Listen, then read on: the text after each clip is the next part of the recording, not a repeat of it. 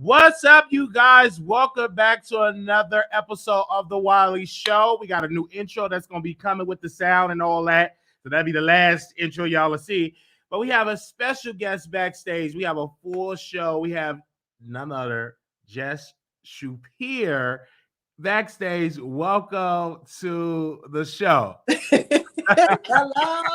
Welcome to the show. Thanks for having me. I'm happy that you're here. Now, for the people that don't know you, because the main question we get when we get a guest, what does she do? Who is she? So, right. What do you do? I did see you on TikTok. You have a social media following. So, what do you do? Well, I do multiple things. I have multiple businesses, and people may say, "Well, why you do this and do that?" But I am a hairstylist. I've been a hairstylist for over 20-some years. A celebrity hairstylist. I'm resigned here in Atlanta. I have a book out called Putting It All on Paper. So I'm an author, and I have been in a couple of films that you can see on Tubi TV. And also I have a purse collection that I just recently launched called Pink Triangle. Yeah, so I want to get into you being a celebrity hairstylist. I got a lot of people that say that, but they ain't working on no celebrity. They working on Shaquita from the block, Pookie and Ray Ray from the block, no celebrity. So who have you worked with that you can talk about that you have done their hair? I have done Lauren. I have done the Taylor Girls. I have done CeeLo Green. I have done a couple of NFL players like Dwayne Bowe. That's when I first started. And a couple of more. I have done Rick and Tasha. That's on the radio station. Trying to think who else. Okay, because she's not. I know people you calling. Yeah, did you put it on Do Not Disturb? I need to. I'm trying to. I don't even know how to do all that. Oh, you don't know. Okay. Oh, I got it. Okay. So we can get through it. So right. You said you did Lauryn Hill's hair, right? No, Lauren Speed. Oh, she Lauren was Speed. On. Okay. Love is Blind. Oh, Love is Blind. Okay. Because I was going to ask you, was Lauryn Hill on time when you had to do her hair? Okay. Now, you said you do movies on Tubi. Now, I'm not going to throw shade at Tubi, but they're saying that it's low budget. I mean, they always be posting like the low budget stuff about Tubi, but take us back for your experience being on Tubi. Do you think it's low budget, or you think it's just another form of entertainment? I think it's another form of entertainment. And actually, the film went to theaters, so it was in certain locations. And then it was also on Amazon Prime. And then later on, it was also on Vudu too. So later on, when Tubi started getting popular, it was on there. So I've been on there for a little while now. Wow. So what did you do when you were on Tubi? You was playing a hairstylist or? No. I had the lead role also with Clifton Powers. It's called Flowers, and Travis Keir, who's also in Oval. And I did David. So it's like 3 films on there that I'm on. Wow. But I did roles. Yeah. No. Yeah. So you're an actress. An actress, yes. Yeah. So have you ever done a sex scene? It's a sex scene in there. Oh my God! You get to see me in lingerie. And oh wow! So I don't know if you have a man or something. Like, do you have to explain it to your significant other? Like, hey, babe, I got to do this sex scene. Like, how does that conversation go? It went perfectly. Okay. There was no issue. No issue at all. So you was in a lingerie and all of that. Okay. So you a boss all the way around. You're an actress. You do hair. So I want to say, like, what is your passion? Is it just hair, or do you prefer to be an actress? I prefer to be an actress. Okay. After, doing hair for such a long time, like the industry has changed it changed a lot. So it's just now, far as trying to do hair, like my love for it is just kind of like it's leaving. Yes, because how long you've been doing it for years for hair, right? Right. So I have seen the transition over time, how hairstylists at one point we were very well respected. Now I don't feel as though we're being respected like we should. And I see something in the hair business that a lot of people got Tay, Jonathan, and they're putting on these wigs. Does that take away from you being a hairstylist doing the old school way, or is helping the industry? Because I see a lot of women now, they just want to put on a wig and put the baby hair, and I don't see you with the baby hair. Right. Do you think like that is making the industry bad, or is Oh, it industry? yes. Okay. Yes, I definitely agree that it did change the game.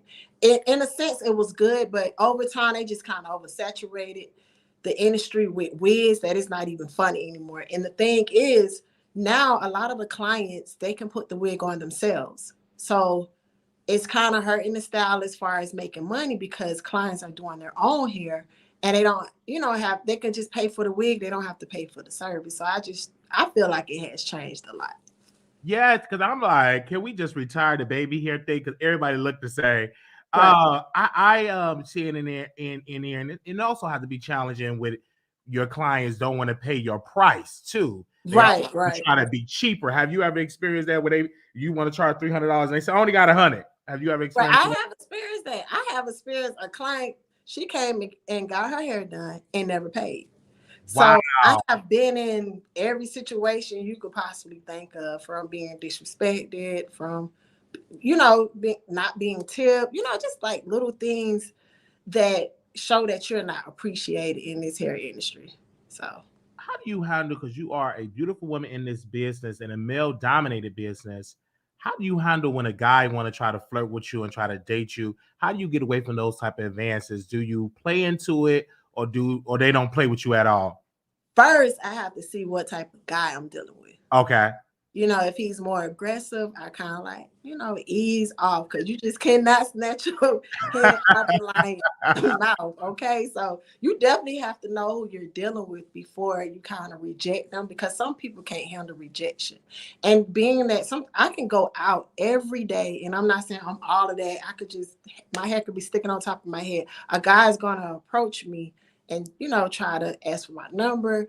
But like I said, depending on the situation, depending on the type of guy that I'm dealing with, I kind of like, ease off easily, or I'm like, no, thank you. Cute. It's flattering without hurting their feelings. Because a lot of guys, some of them, they're like, why you got an attitude? Like, I don't have an attitude. Or I just say I'm in a relationship knowing I'm not.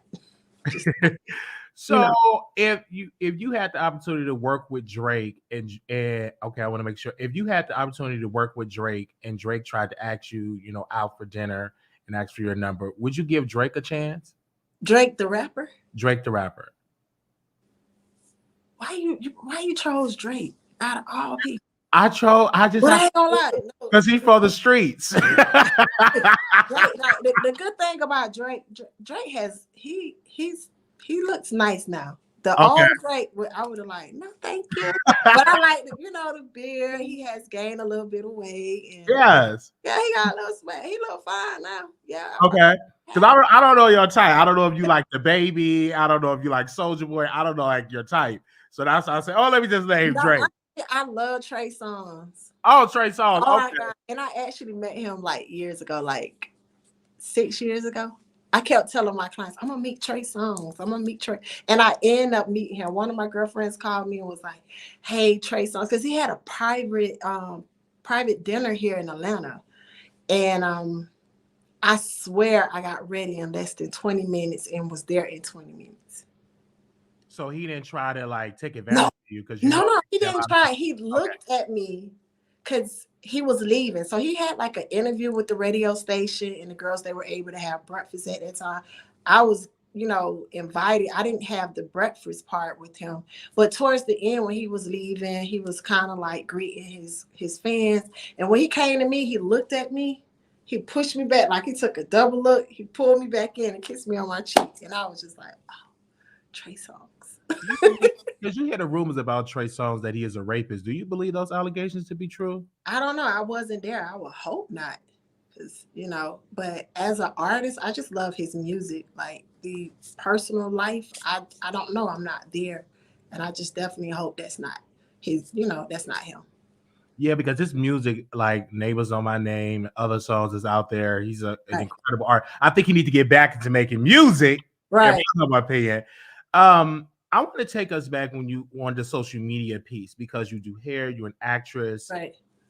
Do you And I separate everything. So when you do go on my personal page, you'll see some of the things on there, but I kind of just separate everything. separate your business from your personal? Right. Because people like, do you still do hair? Or you like, and then they were like, you everywhere. I say no. I was like, millionaires have multiple streams of income. Absolutely. So absolutely. Right. So I have multiple streams of income. I'm a single parent. I have 2 daughters that I have to take care of. I have to pay bills just like anybody else, who's out here surviving. So I just, have multiple incomes coming in. So if one is not doing what it's supposed to do, I have another one. So I want to ask you on TikTok, do you like the social media thing on TikTok or no? Because I see some of your stuff on social media.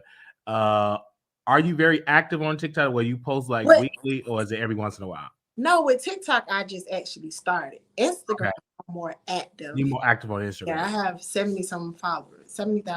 Yeah, you have 70,000. So I get more attention on Instagram because I am more active. I just kind of started TikTok towards the end of last year.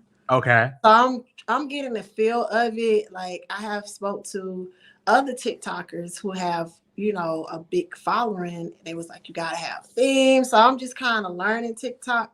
And I think once I get a hold of it, I'll start building more followers. Yeah, I think like you doing the acting, acting monologues, what I'm saying? Having Trey Songz, or having somebody that look like Trey Songz, y'all flirt on TikTok, y'all do a dance to TikTok.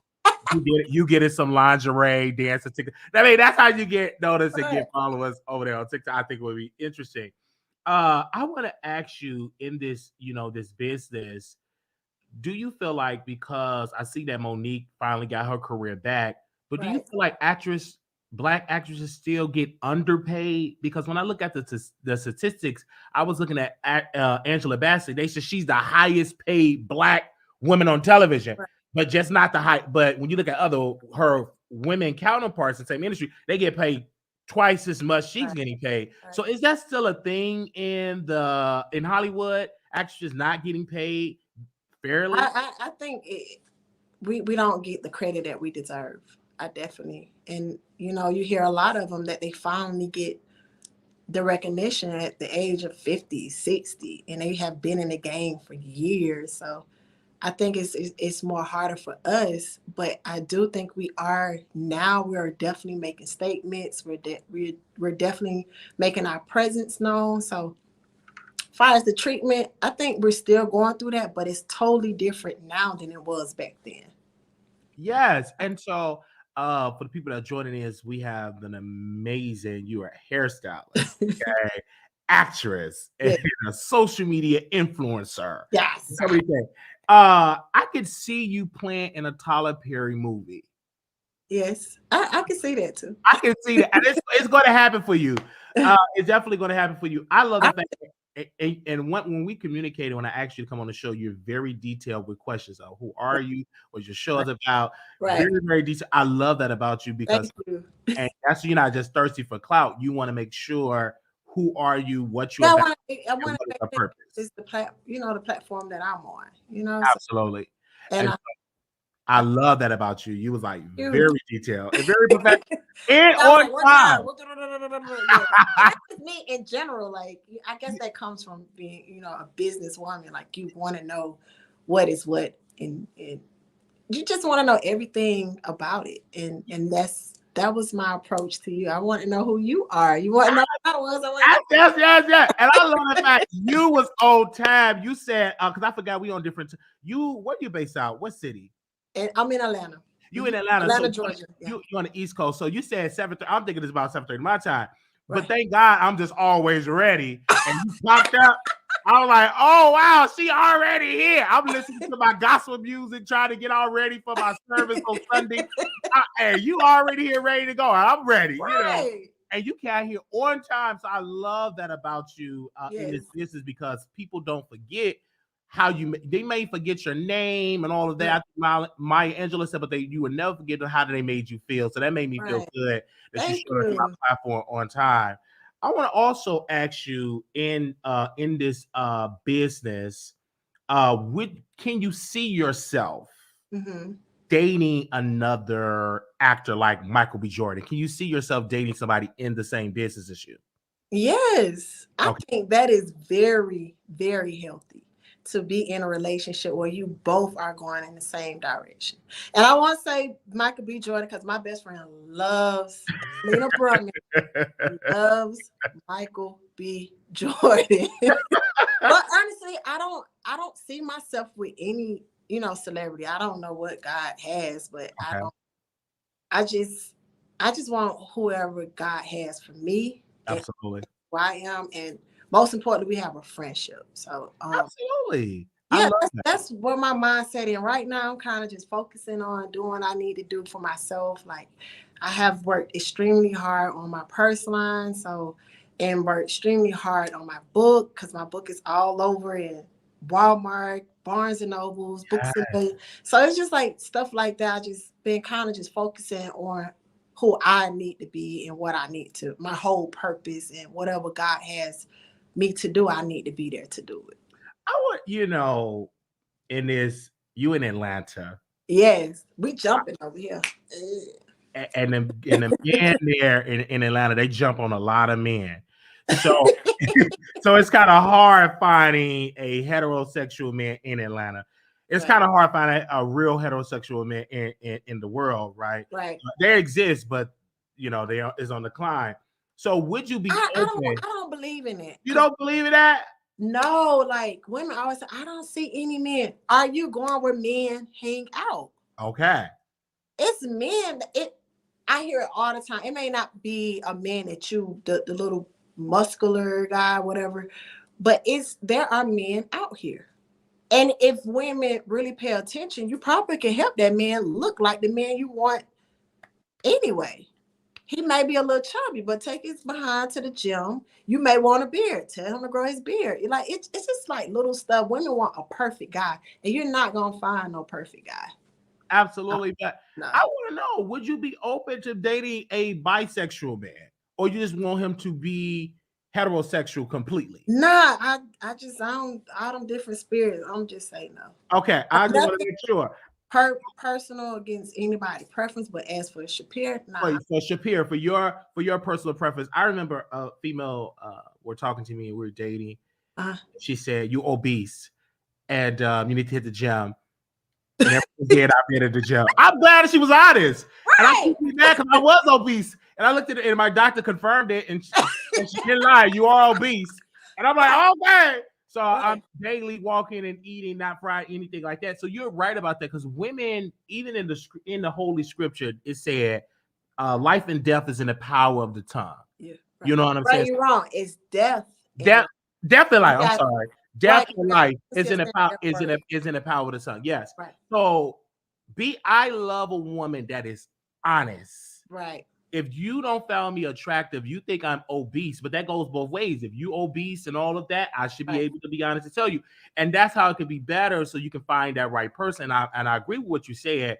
There's no such thing as a perfect man, but you can get some of the things off your list if you communicate with that type of guy. Because he might be not that on your list, like with a body or with, you know what I'm saying, with good credit, but that's something that you can kind of work on. Right, you know what I'm saying? But I think that in society, we just want, a lot of women want a guy with the six-pack, the 850 credit score, millions of dollars in the bank. And I have my uncle, when he started to date my aunt, he was literally a drug addict. He was trying to get into recovery. Now he's a bishop. My auntie never had to work. Right. She never had to pay a bill. Right. So that still exists. I just think like in today's age, we need to detox from social media and that idea of a perfect world. It's not perfect world. It's not. Definitely not. And you know what? A lot of women have to understand when you're Prince Charming, you're gonna build your Prince Charming. Because the most I say, either a woman is gonna build her man or build right into his bones. So a man, he has the vision, but we help birth it. So if you're helping birth something, you gotta nurture it, and God made us nurturers. If you don't help nurture that man, and not only that, I'm not gonna say all women, but a lot of women, when they meet a guy, automatically they don't married him, they don't have children with him, they don't put him in the house with him. And instead of doing all that, they don't listen to him. If that guy tells you he wants this, don't try to read in between the lines. It is what it is. And not only that, if you're trying to get into a relationship and don't build that friendship with that guy, you would never understand him and he would never understand you. So therefore, y'all guys, it's gonna be all cute in the beginning, and you're gonna compromise, but you're gonna compromise with things that you don't even want. And then you're gonna get angry as a woman because you want him to change, and he was who he was from the very beginning. So I tell a lot of women, stop being in such a rush to be in a relationship with a guy when you should get to know him. You will know if he's broken. You will know if he has insecurity issues. You will know if he's have low self-esteem, if he has a weakness. And once you start learning those things, then you'll be able to help build him, and he won't be rotten to his bones. I love that. And I know some women gonna hear you. I ain't building no man. I don't know what she talking about. He better be already complete when he they be quick. I'm build a bear. No.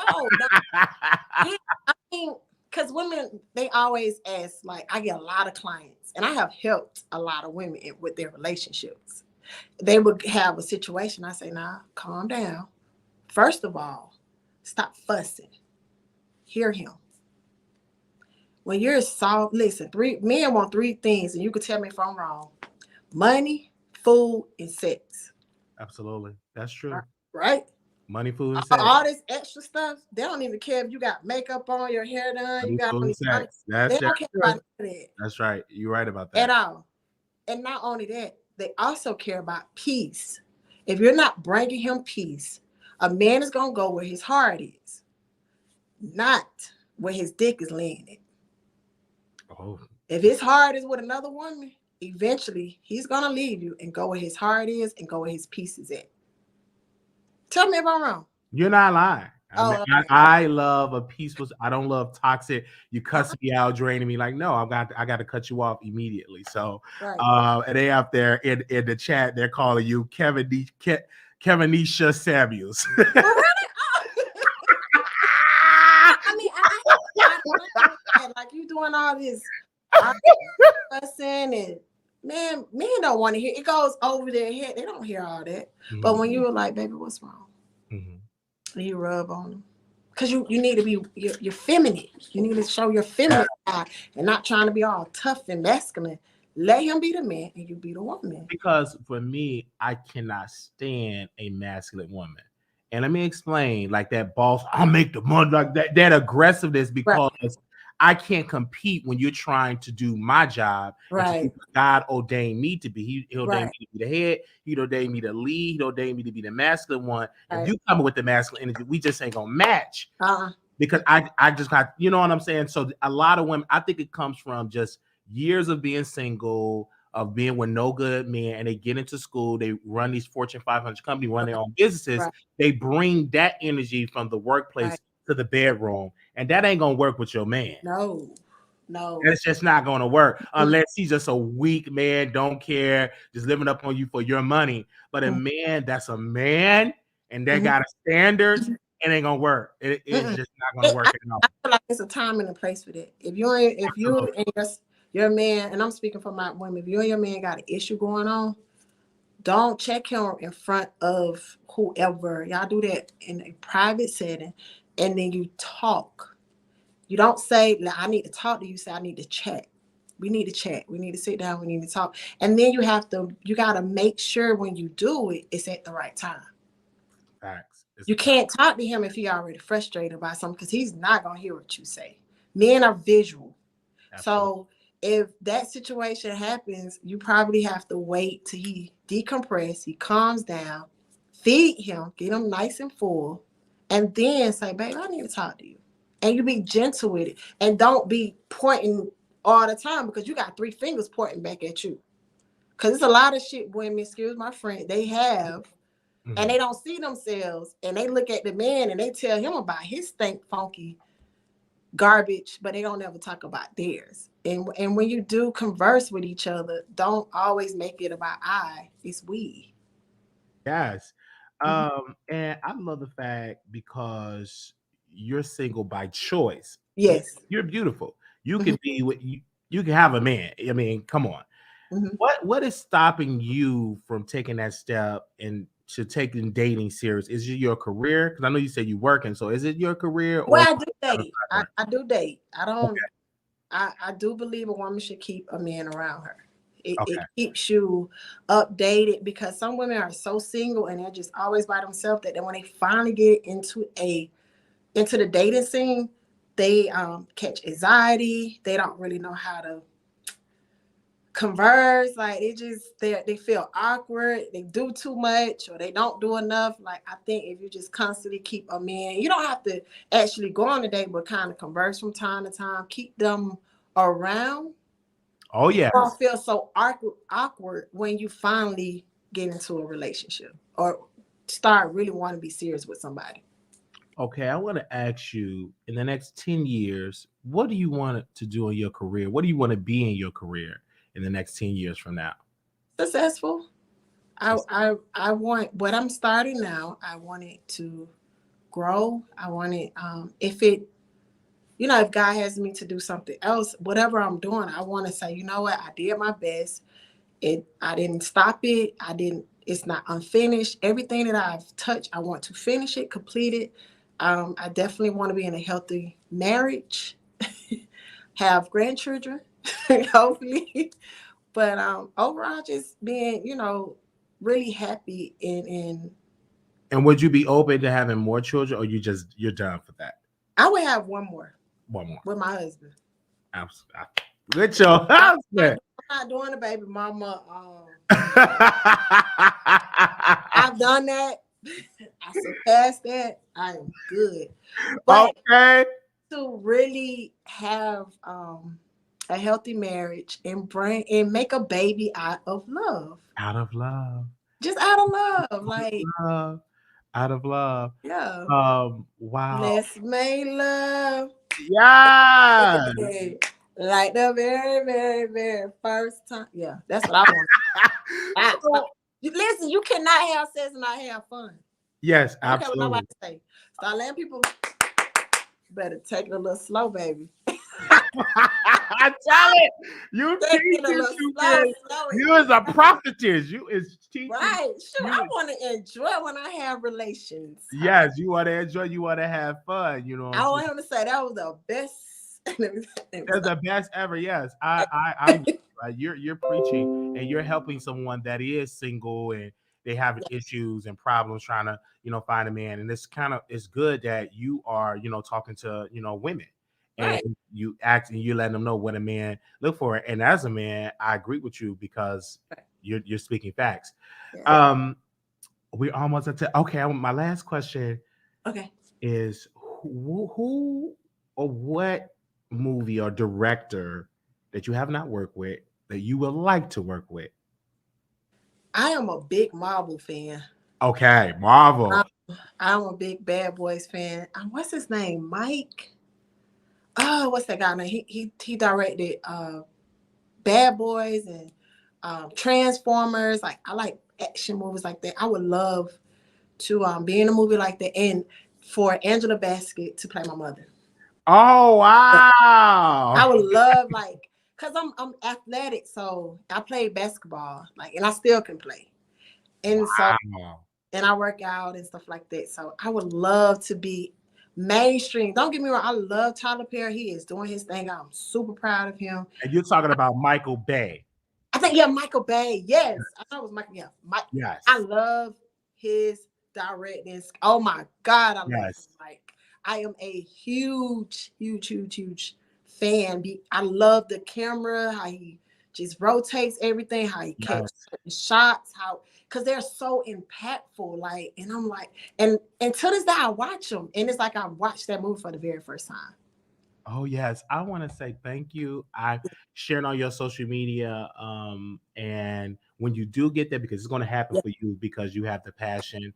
And I want to show you the. Oh yes. Let me put the camera on so you. There we go. Short. Okay.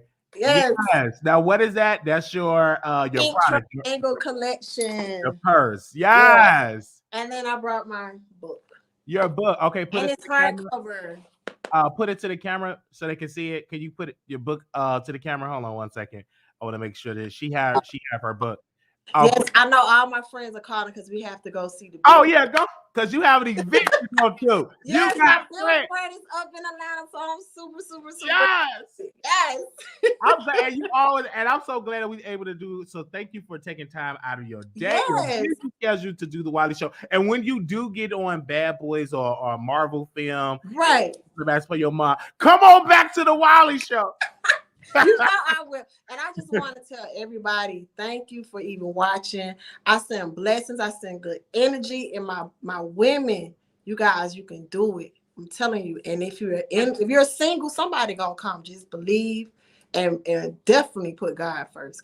And I want to make sure the name of your book again, because they asked it's putting it all on paper. And you just type in Shapira Jones. You can find it anywhere. It's in Barnes and Nobles. It's on Amazon. Books A Million, Target, Walmart. You can find it. And my Pink Triangle collection, you can find it at pinktrianglecollections.com. And if you go on my social page, everything is up there where you can find it. And my book is about my life. It's a memoir. It's I get people to put their untold stories on paper because some people don't know how to verbally express themselves. So I talk about my juicy stories first, and I get others to do the same. So I leave a little section in the back of the book so you can start writing. Yes. Now put the book up to the cover to the screen so they can see. Yeah. There we go. Oh, perfect. So they could definitely see. Yes. Yeah. And your last name is Jones. Jones. Mm-hmm. Okay, I got it. So y'all make sure y'all get that book. Get that book. I'm gonna post it in the chat as well. And of course, I'm gonna share it, and I'm gonna read it because I love to read. Oh yeah. When I tell you it's a page turner. Yeah, it really is. It's a page, and I'm not just saying it like you can even read the reviews. Like it is a page turner. Like so, right now I am writing my second book because it's a continuation to the first book. I stopped at the age of 18, and so now I'm continuing to write about my adult, experiences. So I get a chit chat about that. Mm-hmm. Yeah, so I'm gonna purchase your book. I'm gonna go to Barnes and Noble tonight. Online, I'm gonna print your book, and I'm gonna make sure y'all follow me and do that as well because I'm always about supporting Black entrepreneurship, Black authors. Because I don't like when people say we don't support each other enough, and I don't want to be part of the complaining class. I want to be a part of the solution class and say I'm not going to be one of those African Americans. I'm gonna bring African Americans on my show and actually support them as well. So, and I appreciate it. And anybody else who decides to get my book, I appreciate you. Thank you. Appreciate you too, and definitely take pictures. I will post you. Yeah, I'm write definitely me, talk to me, ask me questions. I am not one of those. And you're not. And she asks questions back if you try to collaborate. Who are you? What time? What's your show about? This and that. Right. All right. That is me all day, but definitely love you all, and follow me on Instagram so we can, become friends. I follow back. Yeah. So I'm gonna post the ask for your IG. So I'm gonna post the IG in the comments as well, so they can have them just post the link directly in the chat, so they can have your IG. So I'm about to drop that right now, you guys. So make sure y'all go follow her right now on IG. And that was the IG you was communicating me with, so we have the right one. Right. It's Just Shapira. Okay, I have that Just Shapira. Yes. Yeah. So make sure y'all go follow her. Thank you. And I'm going to share your segment tomorrow, and I'm going to tag you and everything. So okay. Thank you, so I can show everybody. Because I really, really enjoyed you. I love being on shows with good energy. I love it. And you asked all the questions, and you was able to school me on the scripture and all of this. And about I love it. I pray. One thing my friends can tell you about me, I will pray for you quick. Absolutely, I love that. Let's go talk to the Lord about this. I love a praying woman. Come on, somebody, shut it up. Yeah. I need you to stand to your feet. Hey. Let me start. I'm such a character. Yeah, I love you. I'm a character too. You know, one day I'm talking about Cardi B. Next thing I'm thinking I'm Bishop T.D. Jakes preaching. So.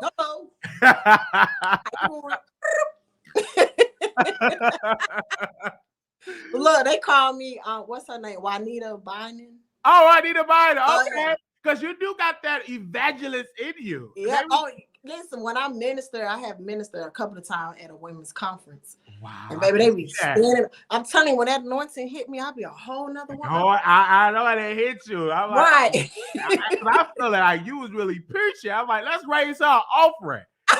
Yes, put my cash app in the DM and stuff. Yes.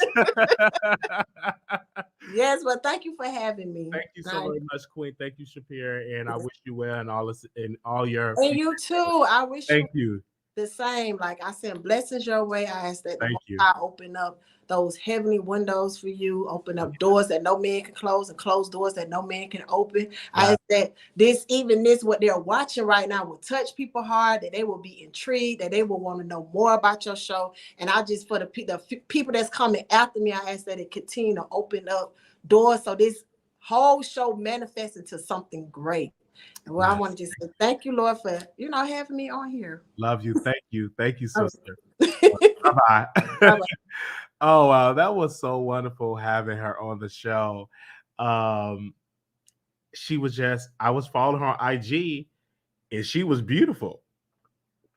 So I go to her IG page, beautiful, and so I want to interview. I didn't even know what she did until like after I'll be here for the chat. Yes, thank you, Yvette says thank you. So I didn't even know for that super stick. I didn't even know what she did. She was just beautiful, and so it caught my eye.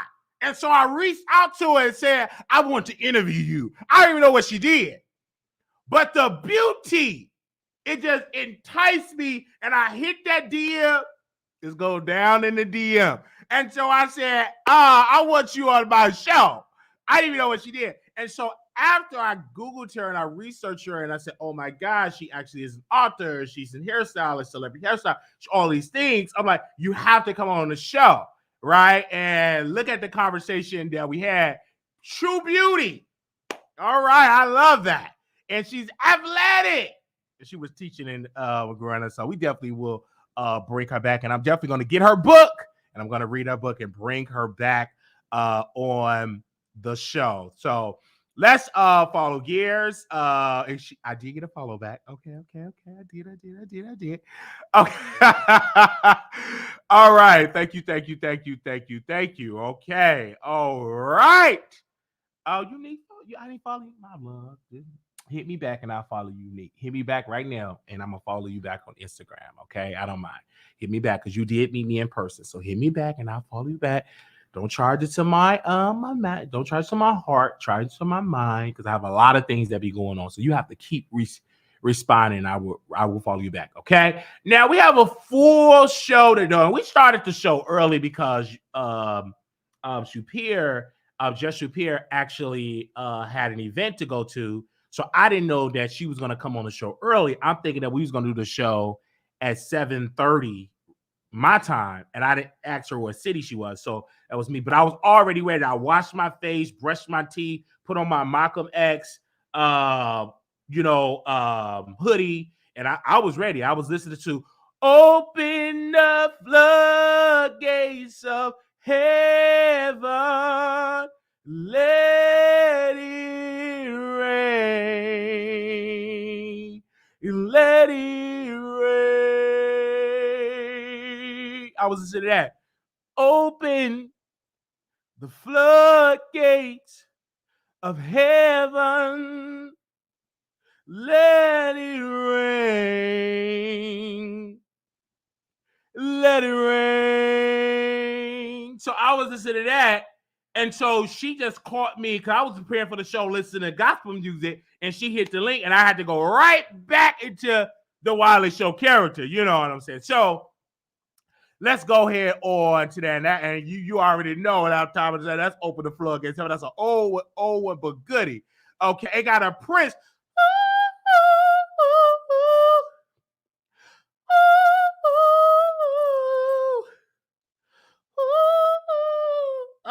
okay. It got like a Prince sound to it, right? I love it. So yes, okay. So we got to get into these topics. We don't have a long, lengthy show today because she showed up, and so before I was able to put a lot of the things in the docket, you know, Sis showed up and she wanted to get me to bring her on for an interview. So we are here. So give me a second. Bear with me, you guys. So I was in there in the mode because I'm asking my followers to join me on Friday. We're doing a prayer call on Friday at 6. So I'm asking tomorrow if you can go on the fast. I don't care if you drink. You can drink a little water, just some water. But let's go on the fast from noon. Let's go to a fast from noon to 6 p.m. So I know some of y'all have to take medication. I understand that. So if you're not comfortable and you say, hey, Wiley, I can't go on the fast from noon to 6. For me, I'm not going to eat or drink from noon to 6. I'm going to go on a fast because we're doing a prayer call at 6 p.m. And so anybody that want to join me and say, hey, Wiley, I want to join you in that fast when I'm not eating or drinking from noon to 6 p.m. We're going to meditate, pray. Things are going on in this world. So I want to start this on our show where we get to the point where we are fasting and praying, because in the scripture it said fasting and praying equals good results. So we are starting that. And so if you say, hey, Wiley, I want to join you in prayer on a fast, and we're asking you from noon to 6 p.m. If you want to join us and no eating and drinking, and if you can't do it, if you just want to drink some tea, we're asking that you pray every hour. At 12 o'clock, you pray. At 1 o'clock, you pray. 2 o'clock, you pray. And then our prayer call for our members and our Patreon is actually going to be at 6 p.m. Central Standard Time. Is when 5 or 6 p.m. And so we have put it out there. We're going to do a prayer. So put your prayer requests after there and as well. And we're doing a prayer. We're doing a fast. So if you want to join that prayer for us, you can hit the membership for $4.99, and you can hit the Patreon as well, where you can pledge and come on. And you say, hey, Wiley, can you pray for this family? Where we're going to go into prayer. And we asking God to do something for our lives. And so we are definitely going to be doing that on these social media streets. And also on Sunday, we're going to do a Sunday service. So we're looking for a musician, a keyboard player, only a keyboard player, for about an hour service, 45 minutes to an hour. So if you know anybody in the Dallas DFW area that play the keyboard, we're looking for a musician to play for it. If we don't get one for Sunday, that's fine. But if you know somebody that play the keyboard that can commit for just a 1 hour, it really ain't gonna be 1 hour, like 30 minutes to 45 minutes, probably less than that, to come into the service. So we definitely are looking for that. Okay, so again, on tomorrow from noon to 6 p.m., no eating or drinking. If you can do that as well. And if you want to join in on that, and if you want to say, hey, Wiley, I want to join in on that prayer, on that fast, it is needed.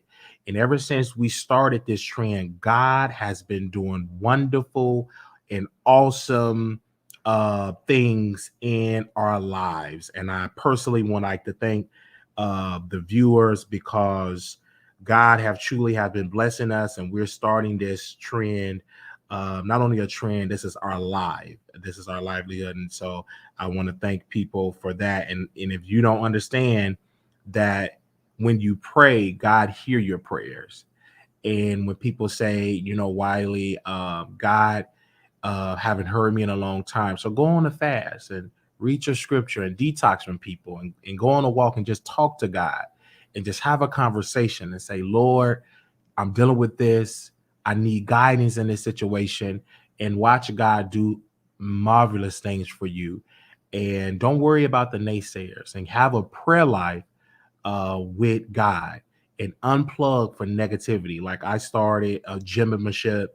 I go to the gym membership. I go to the gym and I work out and I listen to music, and I see God doing tremendously great things for my life. And I love the fact that not only he's doing these great things for my life, I'm able to share it with an audience. and I'm able to share with people right here in this chat that show me nothing but love. And they come in the chat and they say, hey, this is definitely great. So we're doing a prayer call, and then we're going on a fast. And then on Sunday, we're going to do a service. It's not going to be a long, lengthy service, because I don't believe that we're going to be doing a long, lengthy service. But whatever, how God take the service, we just go with it. But it's going to be a nice, enjoyable service. And of course, we still be talking about celebrity gossip and all of that. It still will be a show. But before we get into our celebrity gossip, we do our Sunday service first. And then we're going to go into our trending news and trending topics, whatever the topics is of it for that particular day, because the enemy is busy. And so when the enemy gets busy, God's people must get busier.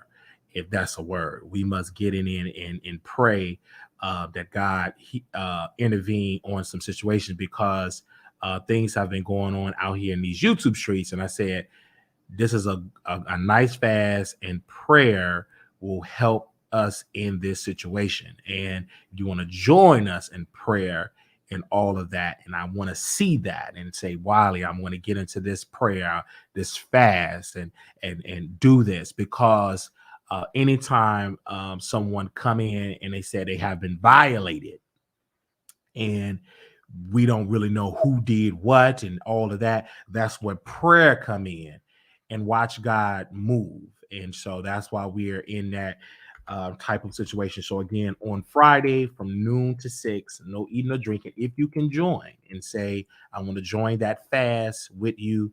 For those that automatically saying you can't do the fast, you say, hey, while I could just drink some tea from 12 to 6, and I want, I'm pushing the plate back, you can join that as well. So we definitely are doing that, and for our people, and I love that you all are here with us. And I definitely want to give a special shout out to Shapir for Shapir Jones for coming on our show and showing us love, because God have just been bringing people on because on the show, and they're coming on, and they're not giving me the runaround, because my prayer is, Lord, every person that I ask to come on my show, that they come on my show.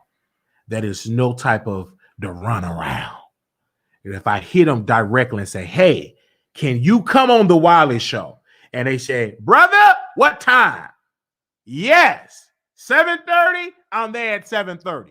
So I want to get back into that, you know what I'm saying, the prayer, Lord, say, Lord, everybody that I reach out to, whether they are mainstream or no stream or up and coming, that they say, brother, I'll do your show.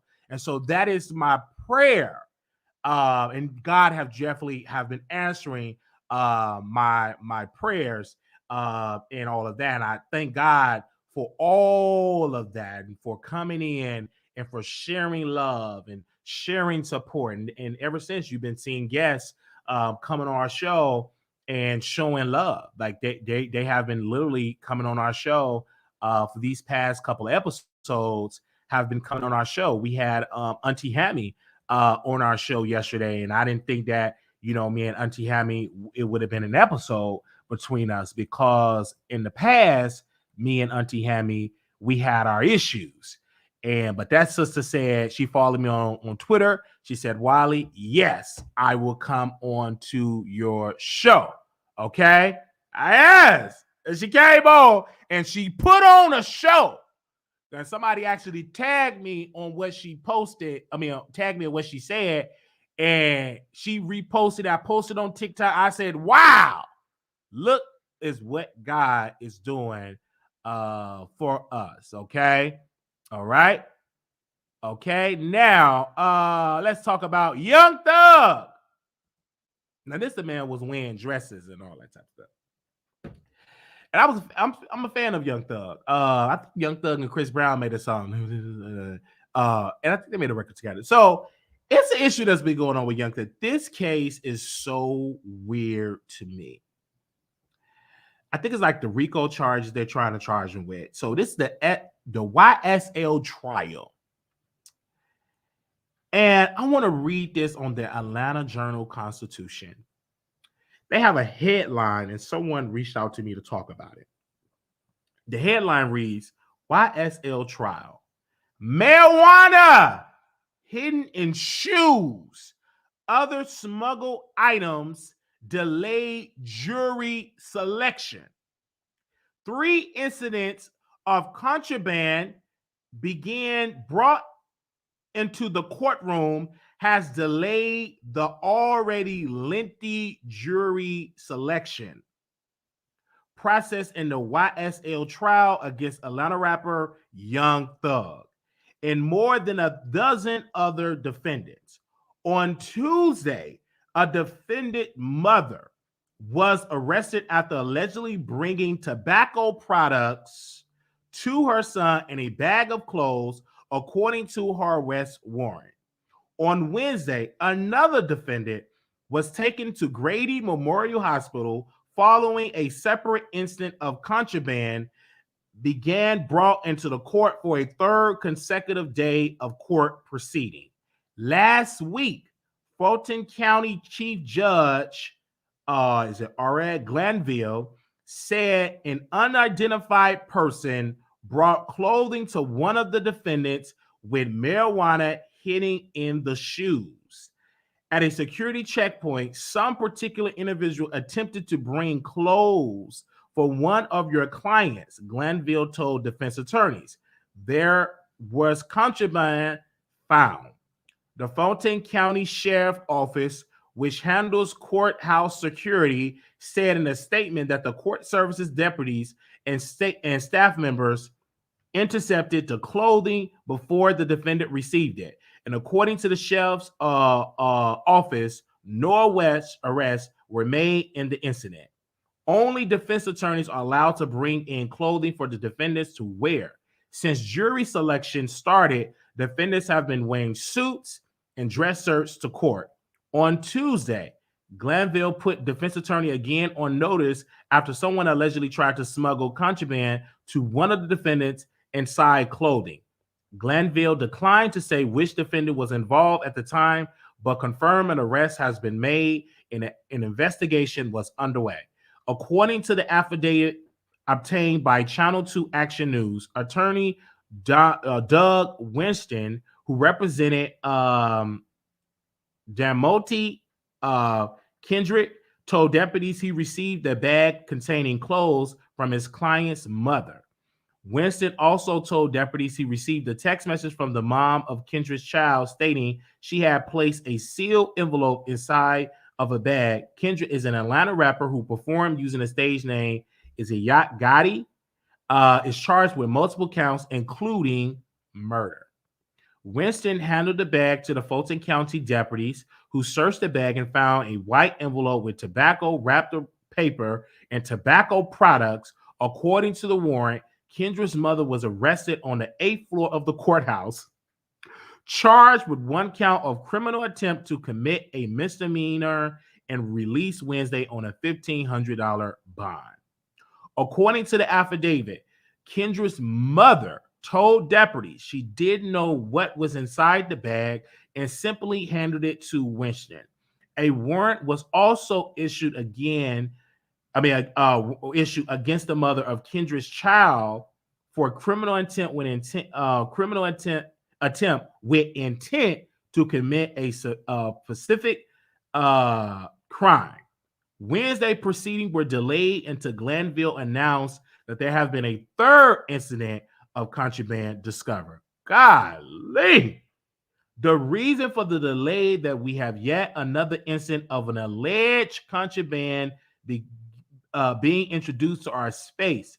As a result of that, a subsequent investigation, one of our inmates unfortunately had to go to Grady Hospital, Glanville said before announcing the court will go into recess for the day. Glanville did not name the defendant who had to go to Grady, but did ask the attorney Tolbree Clanland to confirm her client could not be present. Carlin, I believe that's her name, Carlin. Client is Mr. Adams, who is currently serving a life sentence in Hayes State Prison after he was convicted of murder in 2019. Adam is charged with conspiracy to violate the RICO Act, attempted N-word, and 2 counts of participation in criminal street gang activity. Hearings cannot be held without all 14 defendants present in the courtroom, causing additional delays to jury selection. The sheriff's office said deputies stationed within the courtroom observed one of the defendants in possession of contraband, though the agency did not specify which defendant. Deputies quickly apprehended the detainees, detainee, and took the possession of the contraband and completed a search to ensure no more contraband was present. The sheriff's office said in a statement. The sheriff's office said the detainee now faced additional charges in connection to possession of contraband and resisting deputies doing an additional search. Adams was charged with possession of Schedule II controlled substance, 2 counts of willfully obstruction of law enforcement officers, possession of marijuana less than 1 ounce, possession of alcoholic beverage by an inmate. Co-defendants Mr. Ryan and Mr. Blylock were also charged under the same case number. Ryan was charged with unauthorized possession of prohibited item by inmate. Blylock was charged with obtain, give inmate prohibited item without authorization. All 3 had their first appearance during a lunch break in jury selection. All 3 was denied bond on the new charges. Jury selection is expected to continue for several weeks. And y'all keep saying free Young Thug, but the thugs that he hanging around still want to bring in contraband in court. How dumb can you be on trial for criminal behavior, and in the courthouse you are your family members is bringing in drugs, and one of the defendants' mama is bringing in drugs for her son? How dumb can you be? You getting charges and trying to bring contraband in for your people, but they're claiming that they're innocent? Thugs. And y'all said, free Young Thug, free Thug, free Young Thug, free him. Free him. Before they even get to the proceedings that he could defend his case, they commit crime. Before the jury gets to get in there and have jury selection, crime is being committed. I never seen nothing like that a day in my life. Maybe because I'm not a criminal and I don't really be in courtrooms like that, but I have been in the courtroom and I know not to bring no drugs because they search you. So before they even get to the trial, you got new charges. And Young Thug, this is the result of not coming out of that criminal spirit. When God gives you an opportunity to get into the music industry, you must come out of that criminal enterprise, because you got all that money coming in and you got the po-po, you got 12 watching you, you got the feds watching you. So because you didn't get delivered out of that criminal behavior, out of that criminal enterprise, you brought allegedly that criminal mentality to the music industry, and now you stuck. And now you're going to be stuck there for even more weeks because y'all is your counterparts, or you, I don't know, your people, because they ain't really know name all his name. Y'all still want to be committing all that crime. You must get delivered of that criminal spirit. You must get delivered of that. So now you stuck. So no, I'm not going to say free you when y'all bringing drugs into the courtroom.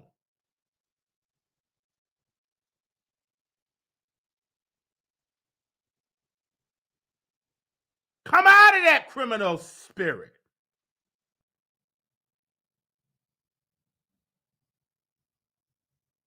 Young Thug, you are living up to your stage name. Do you hear what I'm saying? You supposed your defense attorney supposed to be they preparing for trial to get y'all off the drug, all the type of charges, and y'all commit more crime.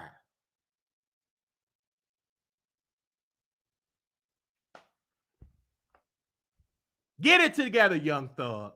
Maybe you need to sit in that type of prison so you can learn, and maybe you will never learn because it's hard for people to get delivered out of that criminal behavior. I have brothers, all they can't just stop committing crime. They can't stop it. Won't stop, can't stop. It's in a pause, it's in a essence. It's in a mind, they just can't stop.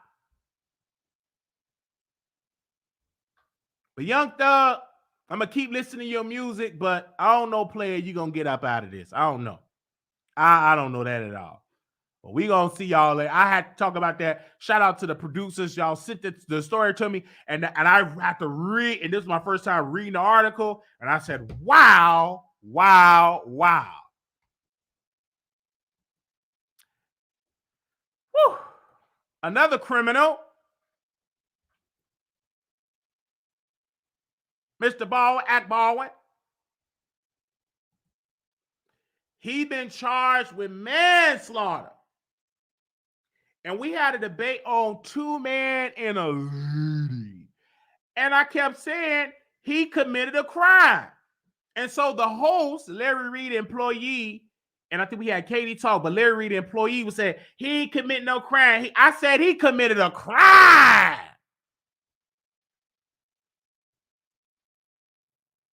And I said he committed a crime. So he was on set.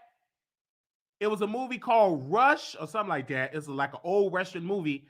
And he had his weapon, and the weapon went off weapon went off, and it deleted somebody's life on set.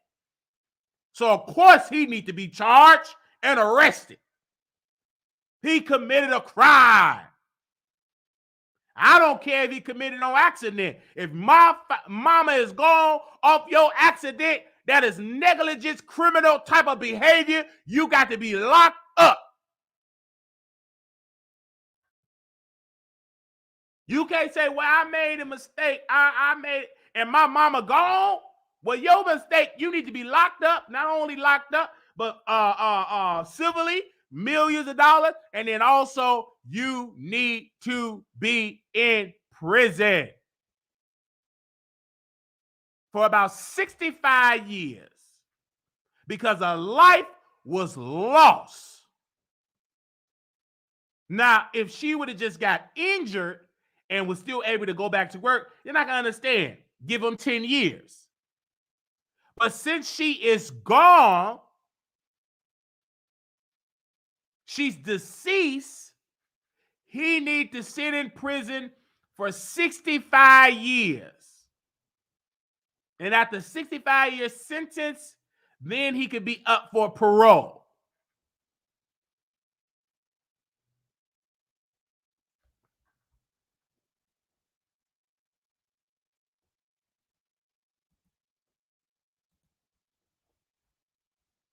The family deserves justice.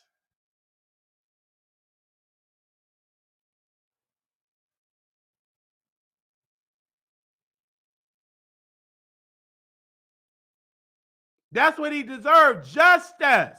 How would you feel your mama on the set and she working the cameras and somebody into your mama life? You will want justice as well.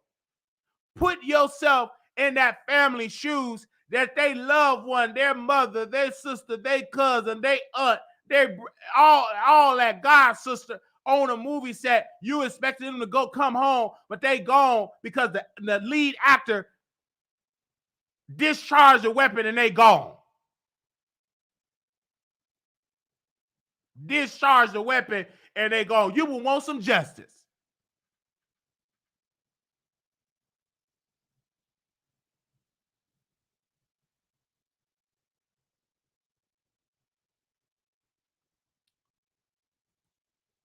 So I'm gonna keep y'all updated. I may ask y'all to raise the money so we can get to that trial. And I don't know if he's gonna go to trial. And I would love to go there for that trial. All right. Okay, that was that. Now,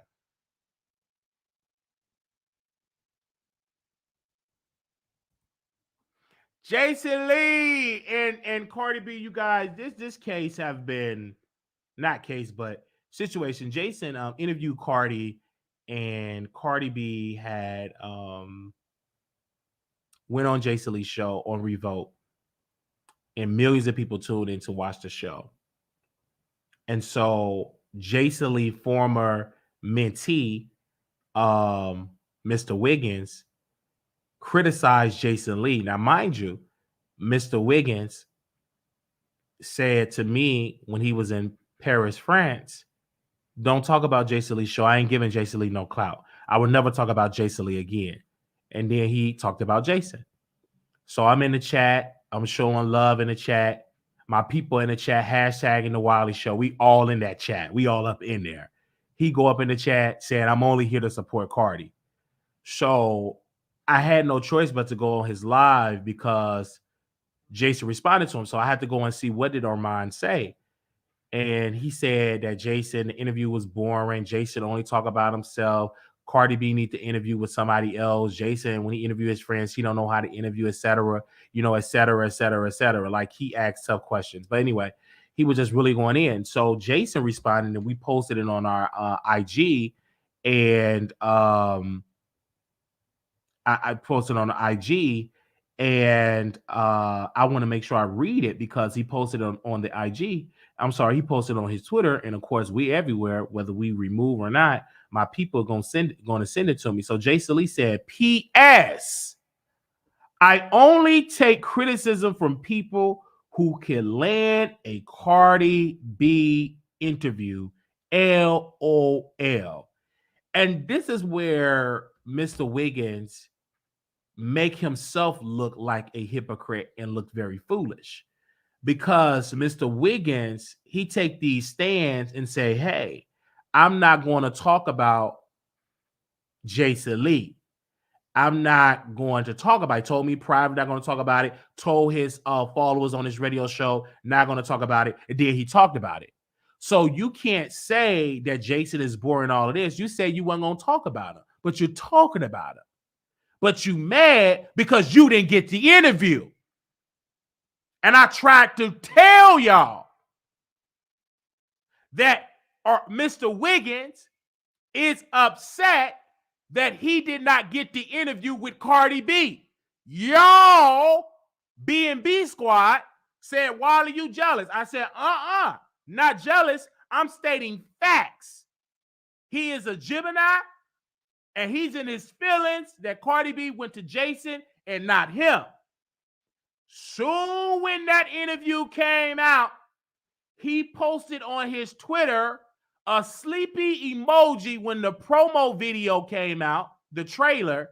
He posted a sleepy emoji. He got dragged from the Jason Lee followers and Cardi B followers, and he deleted the post.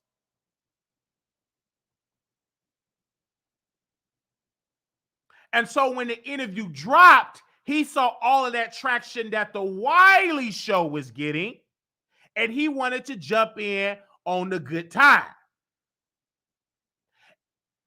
And we disagree with his point strongly because, A, Jason Lee did a good job. Jason Lee is in Hollywood. Jason Lee have a friendship and a relationship with Cardi B. So, of course, he's going to talk about his relationship with Cardi B. It's no different when Sherri Shepherd interviewed her friend. I don't know the actress name, her name. I think it's Rasha or Rocky, but I know she played Tasha Mack. So when she had Tasha Mack on the Sherri Shepherd show, Sherri said, you remember we went to the strip club? You remember we was talking to Common? You remember we went here? Remember we was drinking? Remember we did all that? Of course, she's going to talk about their personal rapport. I didn't see Sherri getting dragged. Sherri, why you making an interview about you and what y'all did? Wendy Robinson. Yes. So when she had Wendy Robinson, thank you, producers. That's what we call y'all producers. Both these people, nigga, I don't know all their names.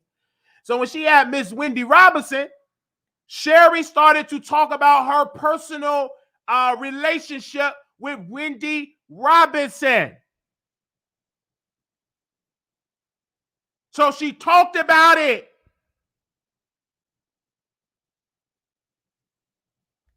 Tasha Mack is on, what was the name of that show? It's on Paramount Plus, The Game. Okay. So when she had Wendy Robinson on there, she talked about her personally because she's in Hollywood. I have a person that's going to join our show. We have personal history. I think they're going to come on tomorrow. So, of course, we're going to talk about our personal history because we got personal history.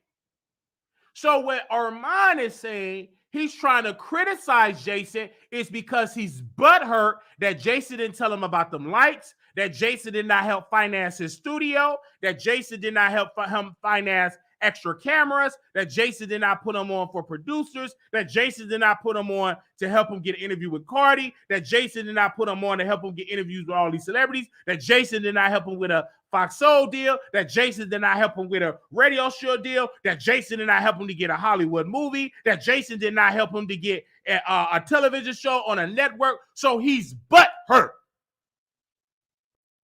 Butthurt.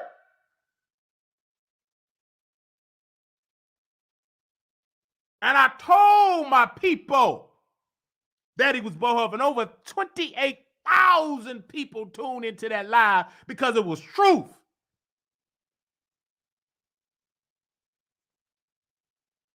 And then Jason released an interview. Now you want to criticize it. You was butthurt. You didn't get that interview. Well, of course you didn't get it because you wanted to interview Milagro. Everybody liked Milagro. You wanted to go to the courthouse and talk to Milagro. And you regret talking to Milagro. Don't even probably mention that lady name no more. Because you effed up your opportunity with Cardi, interview Milagro. And then Milagro, she went on her radio show dragging Cardi B. But that's the same Milagro that you interview on your show. Drunk and out of your mind. Talking about Nicki. So why would Cardi come on your show? You really want to work with Nicki Minaj. You don't want to work with Cardi. You settled for Cardi because Nicki Minaj said no. And then Milagro, the spirit of truth was coming out of her paws. She was a little high, but that truth said, I don't feel entitled. I don't feel that Nicki Minaj should come on my show. I don't have that entitlement. And you drunk, drinking a good old 40 ounce or good old English or good old Hennessy or whatever, or Ciroc, and you, let me tell you, I do feel entitled because she had Tasha K, she had T.S. Madison, cutting off your guest, Milagro, and getting her together. I don't understand it. I got all these cameras, got all these lights, got my teeth white, and I went to get me some veneers. I got all these HD cameras. Of course I feel like that, and I've been promoting her music, and then when I criticized her, she unfollowed me. Got in your feelings because you got to unfollow about Nicki. I never got to unfollow by Nicki. I never got a block by Nicki Minaj. Never. Cardi B never blocked me. So people that matter, they ain't never blocked the Wiley Show because I know how to play my cards right with those women. I don't want to get too close with those women. But you had Milagro on that show. And she went right back dragging Cardi. So you can't even bring up Milagro anymore. And you think Cardi don't see that? You moving funny? You think she don't see how you moving weird? You didn't even like it when your friend teamed up with Jason. And when your friend teamed up with Jaguar Wright, you ended the relationship.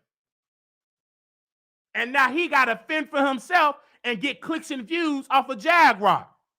You scared that man so much, he don't even want to mention your name and talk about you. told that brother, he ain't my friend. He was never, my friends ain't on YouTube. My friends don't hang out with Jaguar Wright. My friends don't hang out with Tasha K. My friends don't do that, don't hang out with Jason Lee. But you the friend that brought Milagro that built a platform dissing Cardi B. But your friend don't have the courage or the cojones to tell you the truth. So he ain't gonna tell you the truth. I speak for him because he's weak in that area. He ain't gonna come to you with that truth because he's in the corner somewhere hoping that you will pick him back up.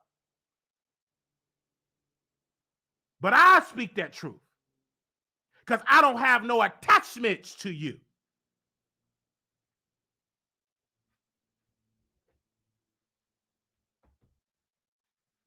Dissing Jason because he got the interview. And the interview did good numbers. And the only thing you can say, well, I didn't like it when he was talking about his personal relationship with, his personal, we already know you like Cardi B. Because Jason Lee, despite you may not always agree with Jason, he know how to play the game. He know he can't be asking her all them messy questions to destroy a friendship. Jason Lee been in this business for over 20 years. He been associated with Queen Latifah, been associated with Floyd Mayweather, been associated with Tiffany Haddish. So he know when and what type of questions to ask these celebrities. Because if he start asking them these real hard, off the wall type of question, those type of relationships that he have with them will immediately cease. They will be blocked and removed, and they will not come on his show and revolt. So of course he gotta play nice. Of course he gotta sing their praises. Of course he gotta uplift them. Because if he start with all these off-the-wall type of questions, no celebrity with good sense will come on his show. Look at Tasha K. And we love Tasha K.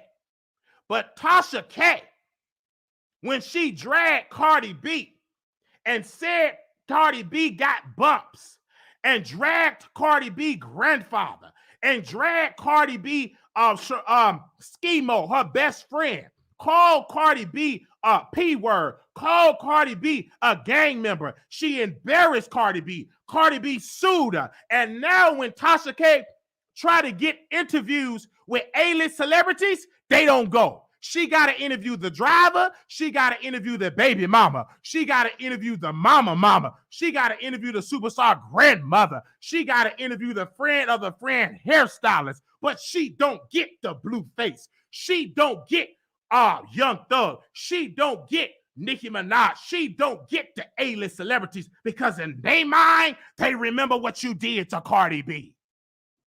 And they're not going to sit with you on how you trash one of their counterparts in the industry.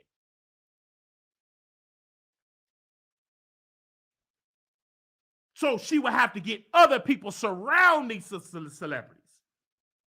But A-list celebrities, no, they ain't on Wine with Tasha K. They would come on the Wiley Show before they would give Tasha K an interview. And she know that.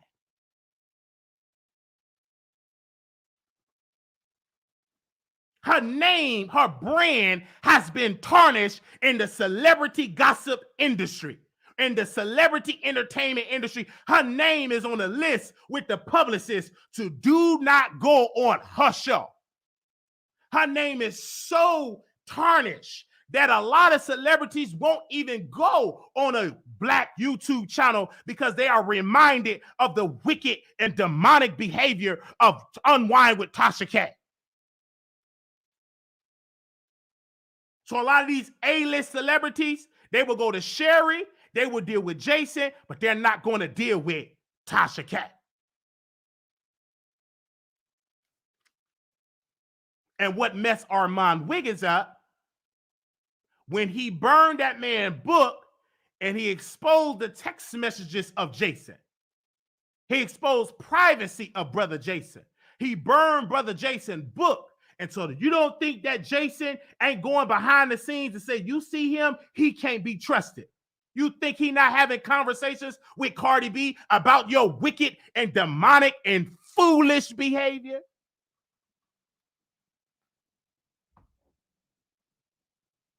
You still ain't got it yet. Yes, you got the followers. Yes, your teeth is white. Yes, you got on expensive clothes. Yes, you got your own studio. Yes, you got all these things, but you still, in all of the accolades that you have, you still, Mr. Wiggins, don't know how to play the game. You still don't know how to play the game. And Jason Lee had yet another win against you. And then you didn't really want to respond to Jason. Oh, we talking about it today. We talking about it today. Share this live. Make sure you cash app. So another black woman, Black T-Blog, she posted on her page. I hope she ain't deleted. Give me a second, because I watch everything. I be in this house watching people. That's what I do, sit and watch, so I can bring it back to y'all so we can have some content. So Black T-Blog, I am Black T-Blog, if she didn't delete it. Let me scroll her page because she wrote something. Give me a second. Black T-Blogs wrote, girls are fighting. So I went to Armand Wiggins' page, and he wrote, scroll down, if he didn't delete it, he wrote this against Black T-Blog, a black woman. Keep following me. He wrote, and see, Black T, you trying to be cute, which is fine. Honestly, not a big deal, but when I play, then you cry and act like a victim. Like, girl, you can't throw the rocks and get mad when I throw them back. Also, didn't I go on YouTube channel and say, did you say, go on YouTube channel and say I blocked you? Lie again. Give me a second. So he wrote that. But he haven't really responded to Jason on Twitter. You respond on the video, but you want to address Black T-Blog and what she posted. She didn't lie. The girls is fighting. Jason responded to you, didn't say your name because he's strategically not going to say your name. You're saying his name, and she have a right to say the girls are fighting. But yet you want to address her. The issue is address that you didn't get that interview and you feel weak and sad and bitter down on the inside, down, reach down to your bottom, up down to your heart, that you feel bad that Cardi B didn't come on your show. Have that energy. So what Black T-Blog said in this instance, she wasn't wrong to say the girls are fighting because Jason subliminally responded to you and you responded to him publicly. And then you said you ain't gonna talk about Jason, and you hopped your happy behind in Revolt TV chat to respond to the interview. Then you said, Wiley, you told me when you was in Paris, France, let's not give him the clout and give him those ratings for his show because his show gonna flop. But you hopped in that little bitty studio, smudge, and that body blocking your sign that you got. You got the Armand Wiggins sign behind you, but you got the sign right in front of you where they can't even see the Armand Wiggins show, and you gave Jason some more press on his show, but you told me out of your lips not to talk about Brother Jason. Don't talk about him. Let him work for it. Let him work for the ratings. Don't let him come in the YouTube streets and intervene into our industry. But brother, you came on your channel and gave Jason Lee the same clout that you told me not to give him. Hypocrite, sit on down somewhere and stop trying to give me some advice and you don't live by the same principles you trying to teach me. You ain't even living by them principles. Let him work for it. His show ain't gonna make it. Late night, daytime ain't gonna be. Here probably late night. He ain't gonna work. Wiley, don't give him that clout. Don't talk about it. And you hopped on your show. And I'm gonna come to your followers and educate them. Because I know what you said. Calling me when you was in Paris, France. Bonjour. You supposed to be bonjour. And talking and dancing with your mama. But you're calling Wiley not to talk about Jason. And I did not take heed to that wicked counsel because it wasn't authentic. So, of course, I'm not going to listen to that type of behavior. Of course, I'm not going to listen to that. Hello, we live. You calling me in a live show. Who it is? Okay, you got to call back. All right, now. Are you from California? I thought that was Cardi B. No. Okay, you come on the show not to do that. You supposed to be bonjour, all that type of stuff. And here you are telling me not to talk about Jason, and you talked about him. But the people, they scared not to say nothing to you, but they come in here and tell me anything. But I'm going to make sure I come and tell these people where you went wrong at. So Jason interviewed Cardi. It was a successful interview. Congratulations, that man interview. He got the exclusive. He got a new show on Revolt. But if you hear that man testimony, when he originally reached out to Diddy to do his show on Revolt, they told him this show is not a good look for our network. So it took him years to revamp and rebrand, and the opportunity presents itself, and they gave him an opportunity. And so we thank him. I watched the interview. I love the interview. I posted about the interview. I posted the tweet. We sent him love. I'm not doing this to get an interview with Jason. I'm doing it because it was good entertainment. It was some good content. Cardi B looked beautiful. Her hair was together. Her face was together. Her nose was together. Everything that she said was all together. And I had her back. Then I went this morning because Kyle from the Neighborhood Talk, he posted a clip of Cardi B when she was talking about Tasha K, about all the harassment and mistreatment. I posted in the Neighborhood Talk because I was up in the morning. They said the early bird get the worm, so I'm up in there, up early. And I saw Kyle, he posted early. Let me see what I posted. I have to go to it. Let me see if I can find it. So I posted because the Neighborhood Talk, they had a post. They said Cardi B opens up about how degrading rumors on social media led her to be the S word.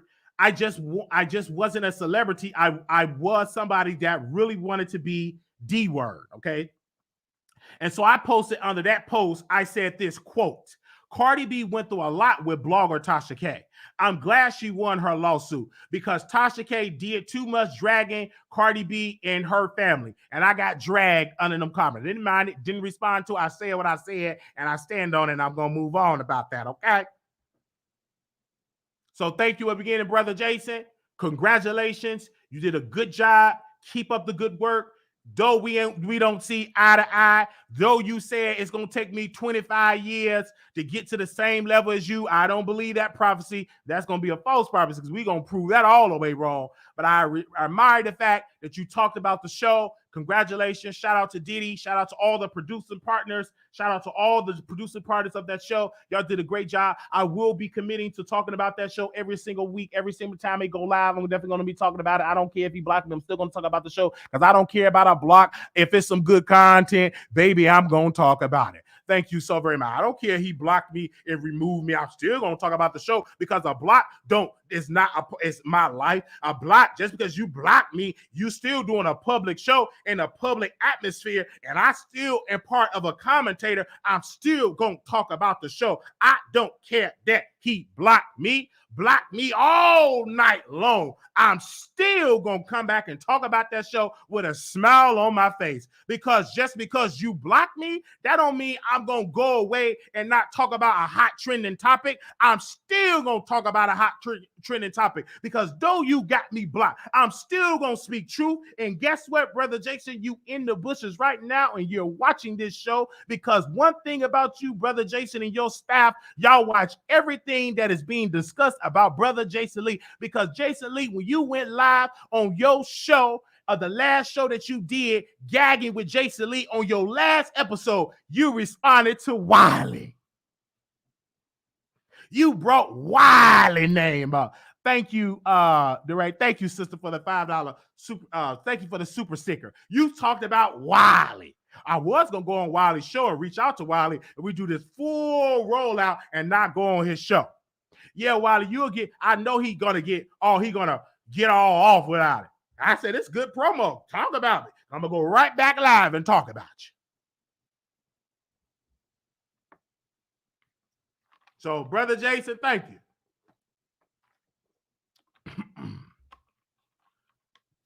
It's time for a sip. Thank you. My staff said it's time for a sip.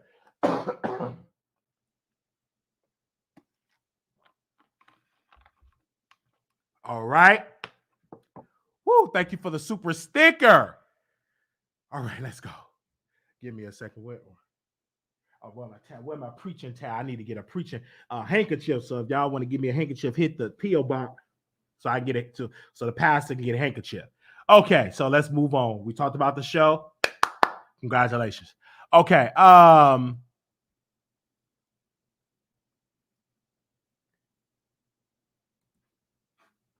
Jaguar Wright. Jaguar Wright is in a psychiatric hospital. And she's in the hospital right now, and she called Tokyo Tony, somebody that's getting mental health treatment, talking to somebody that need mental health treatment, and they talking. Ain't making no sense. I listened to Jaguar. I ain't crazy, and they ain't let me see no lawyer, and I ain't going from the judge. Jaguar, the state of Texas deemed you unstable, a danger to yourself and to others. So you're going to sit there. Jaguar, they did the same thing to me. They're going to give you an opportunity for the hearing, but they're going to go by what your psychiatrists have to say. If your psychiatrist say Jaguar still need treatment, you're going to sit there until that psychiatrist sign off that she's able to go back there in the general public. Until then, you're going to be in that hospital for a little while. And the things that you saying on the internet is going to get back to the hospital, and they're going to keep you in there longer. Because I was in a psychiatric hospital, been there a couple of times. And I remember when the library situation happened, they put me in there. I didn't do no interviews. I sat in there, I got the treatment, and I was in there for about a good strong 2 months. 2 months I was in there, and you trying to go in there and do interviews, that's going to hurt you in the long run, because you're talking to somebody that needs some mental health treatment. That ain't going to help you. That's actually going to hurt you in the long run. And then you talking to other psychiatric patients, they take over the conversation, pick up the phone to talk to Tokyo Tony. I'm such a fan.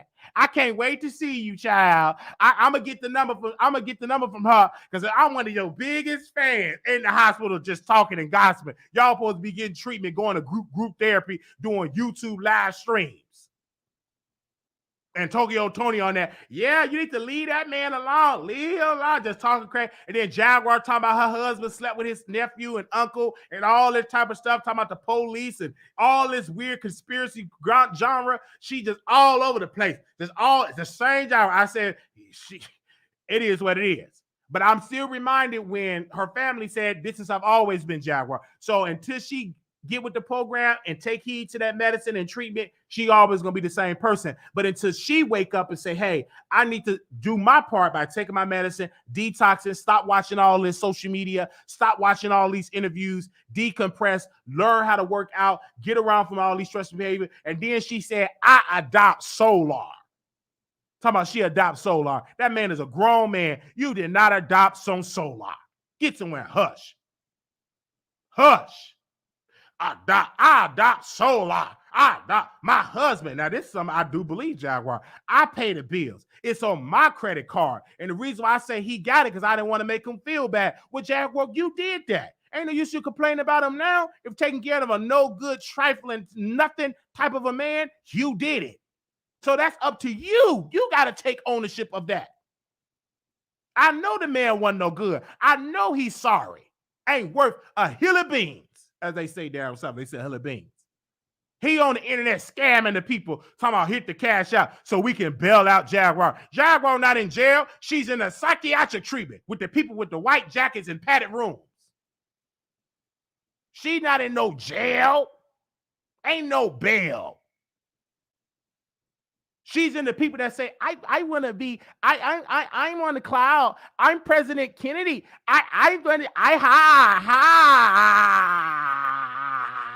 She's in there with them type of people. I'm such a spaceship. The people that fall and drool out their mouth. She's in there with those people. That's who she is. She ain't getting no bail. She's in with those type of people. She's in those type of people. When you wake up, you got to do group therapy. Sit around in a circle, talk about group therapy, talk about your issues, and talk about people eating their shirt and dizzy and dancing, twirling around in a circle, doing jumping jacks, hopping on one leg, and you got to sit in therapy with your piece of paper and sit the people, the counselors sit there and lead the meeting. You sit there because in order for you to really leave, you need to participate in them group therapy sessions. Because them group therapy sessions, that really help. When you get in a group with the people, that help you get out of the thing. Because the nurse said, Wiley, you need to stop sleeping. You need to get up. If you really want to go home, participate in them group therapy sessions. So when she told me that, I went in the meeting, I started talking. Yeah. And all this and the treatment, I went in there, started talking to the doctor and started talking to my social worker, started talking to the psychiatrist. Then them 2 months, and they said, oh, you ready to go. But until then, when I first got there, I was in denial. I ain't crying. Ain't nothing wrong with me. Something wrong with y'all. I'm running for governor. I'm running for president. One day I'm running for president and I need to go. I go up to the front desk. I got to talk to my cousin. He my press secretary. I got to make my announcement for president. I'm just, woo-hoo. You know what I'm saying? Wasn't eating, was sleeping all day, didn't eat nothing because I thought something was in the food. And then one day, because they had to transfer me to another hospital, they said, brother, this hospital, you need extra treatment. So they transferred me to another hospital. And then one day I woke up and started participating, taking the meds, listening to the people, and they were able to release me. And the reason why I went back to the hospital is because I didn't comply with the medication, and I went right back to my ways. I'm running for president. This is wicked. People watching me went back because I didn't take that med. I needed my medication. So I had to go right back to the house, ended right back. And they said, Wiley, when you leave here, Mr. Wiley, go follow up and take your medication. So now I go to the psych doctor, I take my meds, and I communicate with my psych doctor, and it is what it is. And I haven't been back to a psychiatric treatment. It's been a couple of years, and I don't want to go back. And I'm glad, and I will not have to go back as long as if I comply and listen to my psych doctor, take my medication, exercise and eat right, and I'll be all good.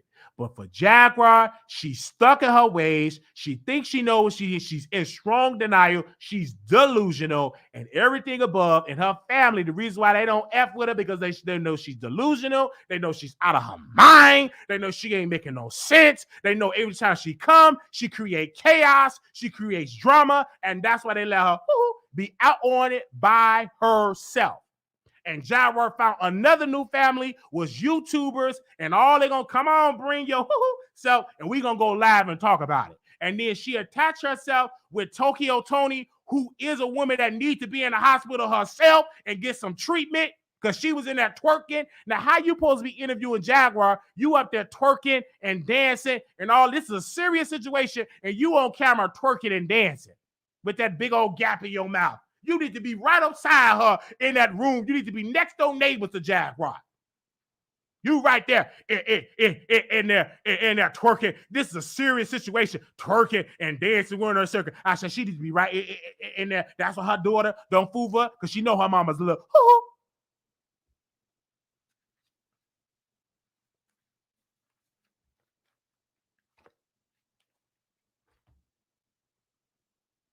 So I'm hearing all this with Jaguar Wright. I'm receiving all this with her. And I said, if God don't do it, it won't get done. It's going to take a miracle from God. Because she need help and she got to be willing to help herself. But as long as he getting them YouTubers to pimp her out for a click of the view, she gonna always be in the condition that she in. So Jaguar, I'm gonna put you in my prayer and my fast. We add you to the prayer service, and hopefully that you get the help that you need, sister. Thank you so very much. We're gonna go to the next topic. And Tokyo Tony, I heard that you want to interview with me. That's what I heard. That you want to interview with me. You said, I want to talk to Wiley. I want to interview with Wiley. You did say that. You said, hey, I want to interview with Wiley. I want to get Wiley on the show. I want to interview. I want to talk with Wiley. I want to do this with Wiley. I want to have a conversation with Wiley. People were telling me that was what you said. So I don't know if it's true or not. I don't know if it's true or not. But whenever you ready, Tokyo Tony, I'm just a phone call away if you want to come on the show, okay? I'm a phone call away. You follow us, y'all reach out to her, give her my 972 number. She can text me directly or she can DM me anytime, any place. Tokyo Tony, we're more than welcome to have a conversation with you, Tokyo Tony, okay? To Jaguar, Kandala, you in my prayers. All right, so we're going to move on. Shout out to the 1,000 people in the chat. I think we done with all the subjects and we on this subject.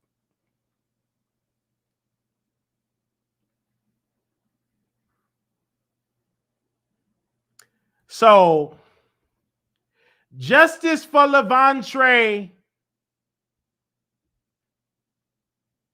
We need that God expose this situation with Levante, that we can find out the truth for brother Levante.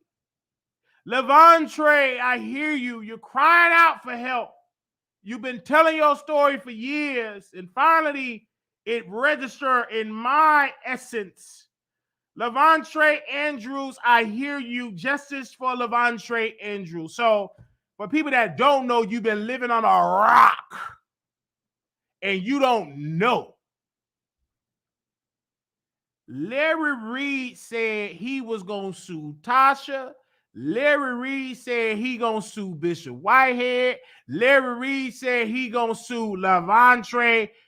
All these people say he goes to sue Levante Andrews. So we post the receipt. He tried to sue Levante, made a complaint, and Levante came back with a 12 or 13-page response, and Larry dropped the case. We sent that case all out to our members and our Patreons. We emailed it to them personally with my logo on it. So now Larry Reid went from interviewing with people, and then he told Mr. Wiggins, you know, the one with the yellow shirt, he said, my business is public. And by the time I interview, it's going to be years. But you told the LRLs that you ain't going to interview because it's going to take all that money in the seller. But you going to tell the guy with the black hat and yellow shirt that you ain't going to sue. It's going to take years because you make all of your money online, mixed messages. Then he went from not going to sue. He had his publicist with the pink wig. That wasn't effective. Now he want to interview with Storm and Mr. Wiggins. And not just interviewing with them virtually, he flew Mr. Wiggins out to Georgia. He didn't put him on that midnight train to Georgia. He put him on a Delta flight from LA to Georgia. Because Larry Reid, Armand, Storm, they gonna sit at a table and it's gonna be a confrontation. They gonna ask Larry Reid tough questions. They gonna ask Larry Reid some tough questions. Armand and Storm gonna sit at Storm apartment and they gonna ask Brother Larry Reid some tough questions. So Storm, he's happy because he need those clicks of views because he haven't had a hot story since Jaguar Wright. Because R. Kelly nigga gonna know when I Storm don't block me because I'm just telling the truth. And if you block me, that's fine. I just keep my super chats, my $100 super chats to myself. It just goes to somebody else. All right. If you want to block me and all that type of stuff, go right here. That's your business. If you want to block my name again and act like, oh, I don't know what's going to do, Wiley. You ain't been blocked, Wiley. I don't know. Wiley, you ain't blocked. Blah, blah, blah, blah, blah. Oh. Then got caught up. Oh, yeah, I blocked your name. Uh-huh. You know how they do us. You know how they do when they get with the popular kid. They act like they don't know us. Okay, he watching right now in his apartment. He watching. So he titled the video and said, Storm X Larry Reid X Armand, the confrontation. Or the confrontation. Whatever how y'all say. Confrontation, confront. They're going to confront Larry Reid. They put Larry picture in the middle, Armand with a smile with a red hat, Storm with them rosy cheeks with his lips closed, and they going to be asking Larry Reid the tough questions. Flew Armand out to Georgia. One man with man, another man that like to see women and men smash together and go to events with people having all type of weird type of love making with chains and backflips and circles. That's the platform they going with. And these are both of them, Storm Monroe and Mr. Wiggins, is Tasha K rejects. He going over to Tasha K rejects. Both of them used to be on Tasha K titty until she kicked him off that titty, and both of them been upset ever since. So Larry going right over there with them young men. He ain't going with no black women. He going with two impressionable young men. At least they legal young men, because he know how to manipulate young men. He ain't going over there with Tasha and let Tasha confront him. He ain't going over there with Bishop Whitehead and let Bishop Whitehead confront him, but he's choosing to go with two young men that he can manipulate. Maybe he's going to give him a test. Maybe he's going, and they're legal young men. Maybe he's going to give him a test. Maybe he's going to give him a prophecy. Maybe he's going to tell him to stand up and dance in a circle. You know, Armand Wiggins, he know how to dance. He got, in Larry Reid word, he got a good old bread basket. So maybe he'll put on the music and maybe he'll tell Storm and Armand to dance in a circle while he sit in a chair or in a bed, humping up and down with the sheets. So maybe so, but at least they legal.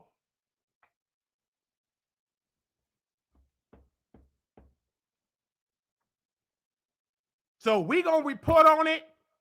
We going to write our notes, and we going to come right behind the foolishness with truth. Because that man said, I'm going to sue Tasha K. I'm going to sue Bishop Whitehead. I'm going to sue Levantre. Ain't done nothing.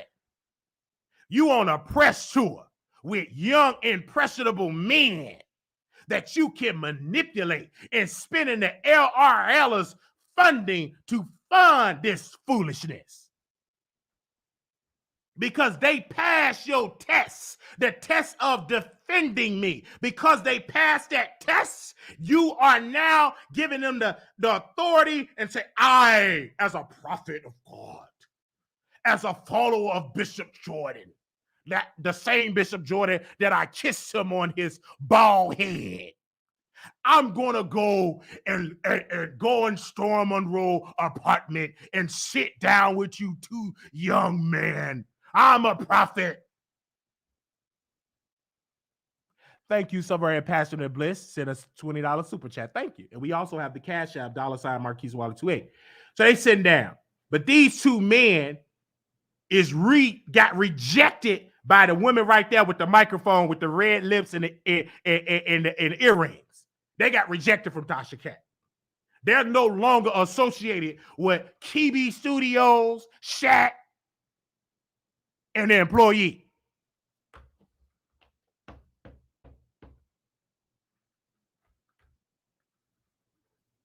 So maybe since Brother Larry and since Storm want to do OnlyFans, maybe they will collaborate and do a test on OnlyFans.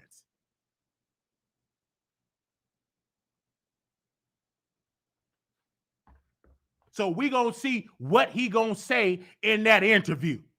And people say, oh, this man is looking guilty. He is looking guilty. Doing interviews, flying people out with LRL money, flying them out, just looking guilty. You're supposed to be so innocent. Why can't you sit down with a black woman? Why can't you sit down with Gayle King or sit down with Miss Angie from the Shade Room or sit down with the other sister with WGC? Why can't you sit down with an unbiased person to ask you these questions? You know why, Prophet, Bishop, whatever, Dr. Larry Reid? Because you can't control the narrative. So you will give these young, impressionable men money to control the narrative, because the man with the yellow shirt and black hat, he's on your side because he can't stand how Tasha K removed him from her titty. And Storm, he's excited to be in the party because the last time he went viral was the same woman. She's locked up in a psychiatric treatment. So he haven't seen millions of views since Jaguar Wright was on this show. So he just excited to be in the party. Y'all can come to my apartment. I don't mind. Come to my apartment, Dr. Larry Reid. And yeah, and Brother Storm, in my spirit here, I know you reached out to me for an interview, but the spirit is telling me to bring Armand. So I'm going to use the LRL credit card. I'm going to give him a Delta flight and bring Armand, and I want you all to ask me these tough questions. You sure? Sure, bring Armand. You can be in my apartment. I'll make sure we have some fried chicken. I'll make sure I got my blue yelly microphone. I'm going to be so excited to have you here. I'm happy. Y'all wondering what's causing the delay of our lawsuit? Weird Optics would choose Armand and Storm. Thank you, Attorney Holistic. Thank you. I'm so happy. Yes, you want me to do my show? Oh my gosh. Because he tried to get the head of the story, because Tasha K got a part 2. He going to present text messages and stream text messages because he got a theory, because it didn't work with the man with the pink wig. That didn't work. So now he's trying to use Armand with his massive platform and try to use Storm with his massive platform to go against the same queen that birthed both Armand and Storm Monroe. So the students can't outsmart the teacher because the teacher is still breathing. The teacher is still 3 steps ahead of these 2 students, aka the rejects. There's no way that they can compete with what Tasha K have, because everything they have learned and studied in this game, they learned it from their teacher, Tasha K. They learned it from her. So she already know how they think.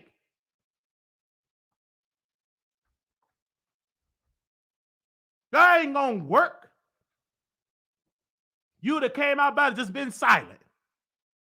But you feel that pressure that people don't believe you.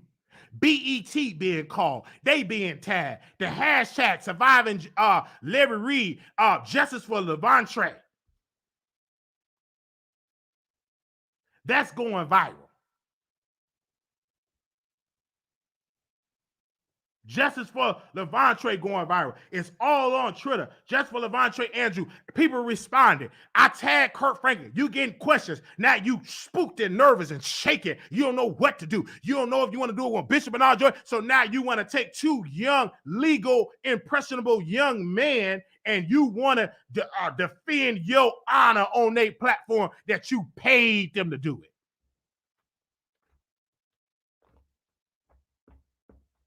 Thank you so very much for the super chat. Mr. Ponder, drink some water, surviving Larry Reid, justice for Levante. Okay, brother. Thank you. My lawyer said, my future lawyer, I may have to use you for a lawsuit, Mr. Ponder, one day.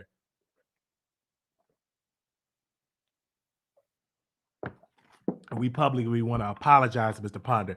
I was on them Red Bulls, all that toxic, and Mr. Ponder so calm as a leader and as a mentor. As I don't know about a mentor, but as a leader, as an attorney, he said, drink some water because we want you to continue to do your podcast. So put down the Red Bulls and drink some water. Good quality. So, Mr. Ponder, let me know what kind of camera, because that camera was good. You're a chocolate brother, and that camera was real good. Crystal HD. So I want to publicly apologize to Mr. Ponder. I was ignorant. I was so ignorant. I was hooked on Red Bull. That Red Bull gave me wings. I ain't let Mr. Ponder speak. Not what you ain't the lawyer. You ain't ignorant. You just so ignorant. And Mr. Ponder was so calm. Listen, sir, that's just your opinion. This. So one day I had to wake up. So I had to detox from that Red Bull and fried chicken and baby back ribs and all them big, thick pieces. And so now I'm able to think clearer. And I'm like, okay, Mr. Ponder made a whole lot of sense. So not only did I apologize to Mr. Ponder, Mr. Brian L. Ponder, privately, but I also going to apologize to him publicly. All right. So we want to make sure that we apologize to him publicly and not do him privately, because we act ignorant publicly, and I need to apologize to him publicly with that same type of energy. And yes, I listened to him. He said, drink water. We drinking water. My psychiatrist actually echoed what Mr. Ponder was saying, that it ain't healthy to be drinking all the Red Bulls. Drink water. And Mr. Ponder said these words. He said, accept it, all good. All right? Yes, he did. So we're going to see how this interview going to be on tomorrow, and we're going to break it down. So, and give me about 2 minutes, 2 minutes, and I'm going to open up the phone lines. We're going to open up a couple of phone lines, and I'm going to read this. I'm going to read this page, and then on the upcoming days, we'll read the rest of this complaint. But I do want to read this page. Okay, hold on. Let me make sure the phone lines get together, because I know these phone lines going to be heating up today. Give me a second. So I want to make sure these phone lines is together. So give me a second here, because I know it's going to be a lot of callers. So I'm going to read one page of the lawsuit when Larry sued a poor blogger, Daryl Moore, that did not have any money. He only have about $1,200 in his bank account. He bankrupted this person. He didn't have the money to fight Larry Reid, LRL machine. So he sued him, and so he did not have the money. So we're going to read this page, and then, of course, in the upcoming day, we're going to do a show until we can read all them court documents. But I'm going to read this one page, and then we will open up the phone lines, and we will allow you all to call in. Okay? So make sure y'all like the video. We got 1,100 people in here, okay? So on page 12 in this complaint, this is the complaint where Larry Reid sued Daryl Moore. Okay, in each instance, Moore solicited and published and guests provided narratives involving graphic descriptions of the M word. Y'all know what I'm trying to say. I can't say the word because of YouTube. By Reid of teenage boys with an S, with narratives in which details were false and would, if true, constitute crimes of moral in felonies such as such that their false publication was and is defamatory.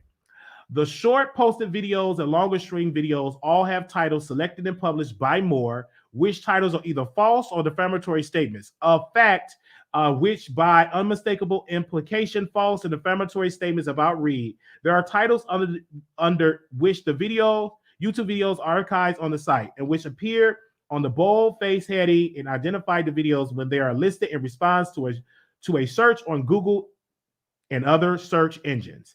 The defamatory titles include April 20th, 2021. The first accuser of Larry Reid speak. April 19, 2021.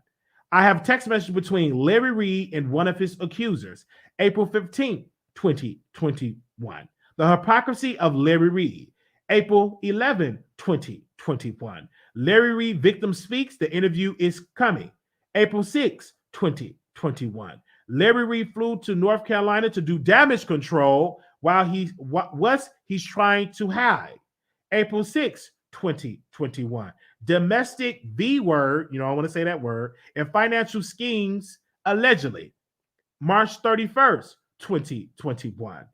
24 hours, Larry Reid exposed. March 29th, 2021.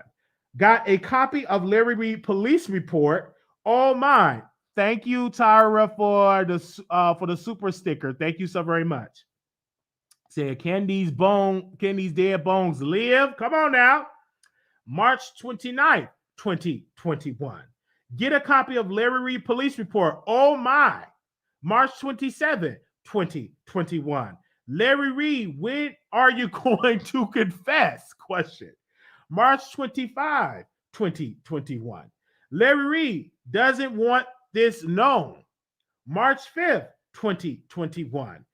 Larry Reid Live does more damage control, but is too late. So we're going to stop right there. We at the 2-hour mark. We're going to read some more of these court documents in the future. We'll read some more tomorrow after the interview with Larry Reid. Going to do with two of, like I said, for the people that don't know, Larry Reid he's finally going to do the first sit-down interview with two of Tasha K rejects. Two of Tasha K rejects. He gonna do a show with them on tomorrow night in Storm Monroe apartment. Okay. So he got an interview with Storm, and they gonna ask him some tough questions. Mm-hmm. All right. We're gonna see if them questions gonna be tough, or is it gonna be chewy?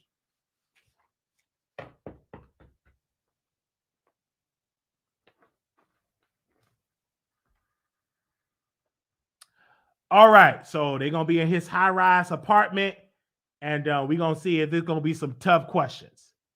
All right, or is it gonna be lukewarm? We're gonna see.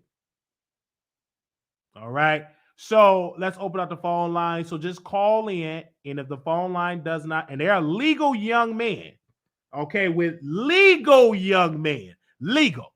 All right, we gonna be reviewing it. We already gonna be doing that. You ain't gotta tell me to review it. All right, I'm gonna review it. Okay. All right. Hey, what's up now? You live on the Wiley Show. How you doing? Wiley, what's up? Welcome to the show.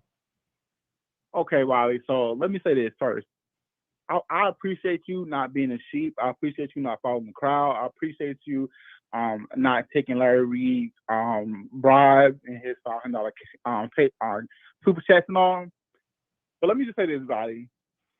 Yesterday, Larry Reid's employee went on another channel on YouTube. I think you may know her, the lady with the big wig.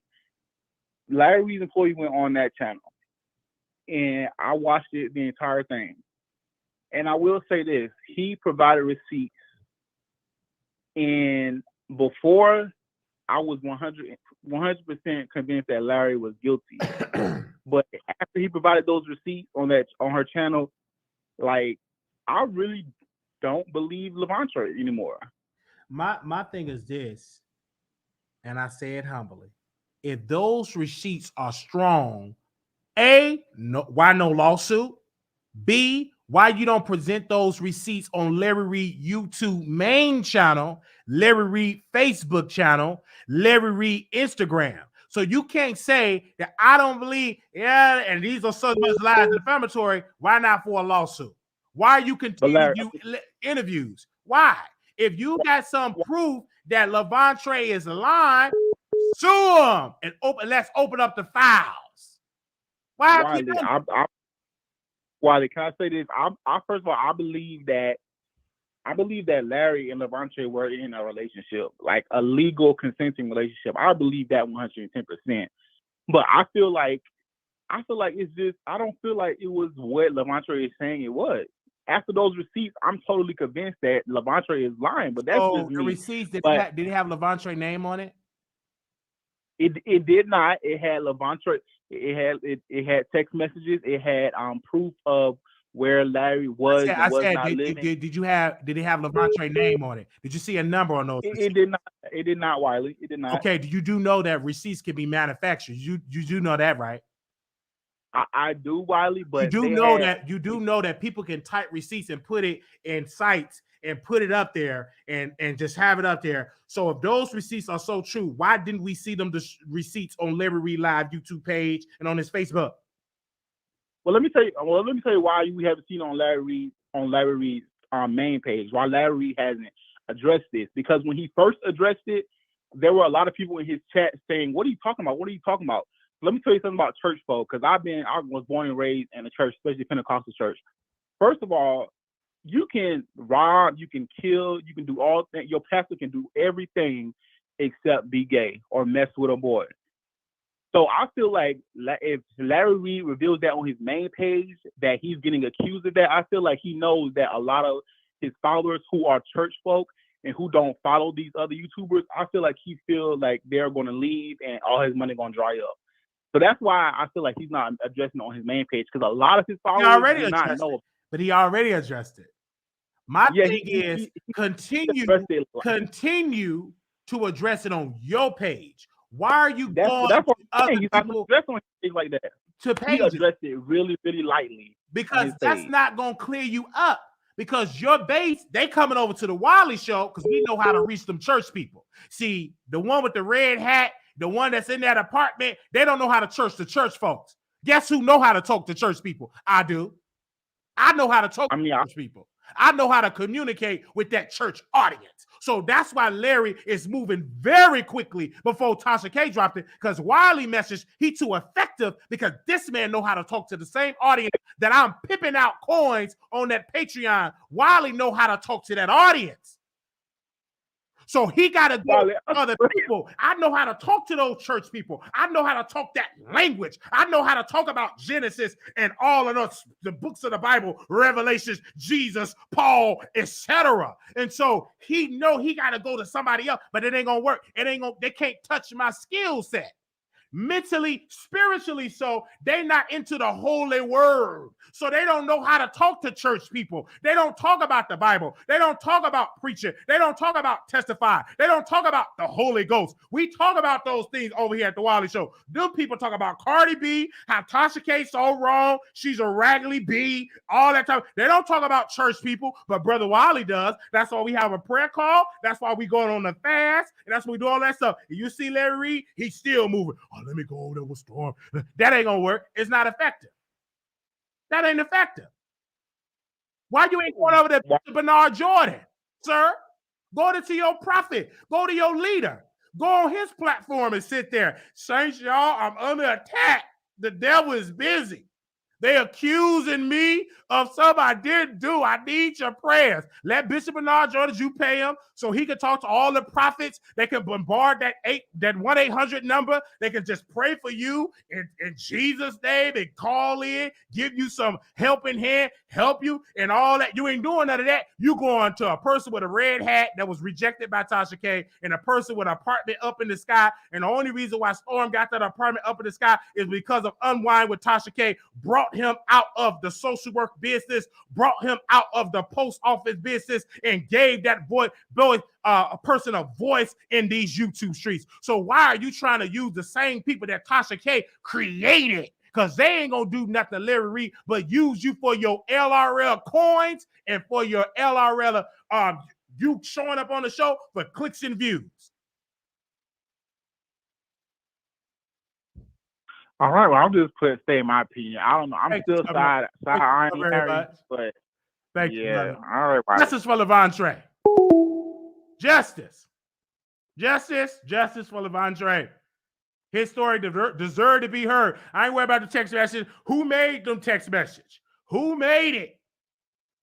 You think I'm gonna listen to the text message come from a man with a pink wig? He don't know who he want to be on Monday, Tuesday. Monday he want to be masculine. Tuesday he want to wear pink wig. Thursday he want to dress like a thug. So now I ain't believing them text messages. You got to come a little stronger than that. No, sir. I don't believe them text messages. I don't believe it.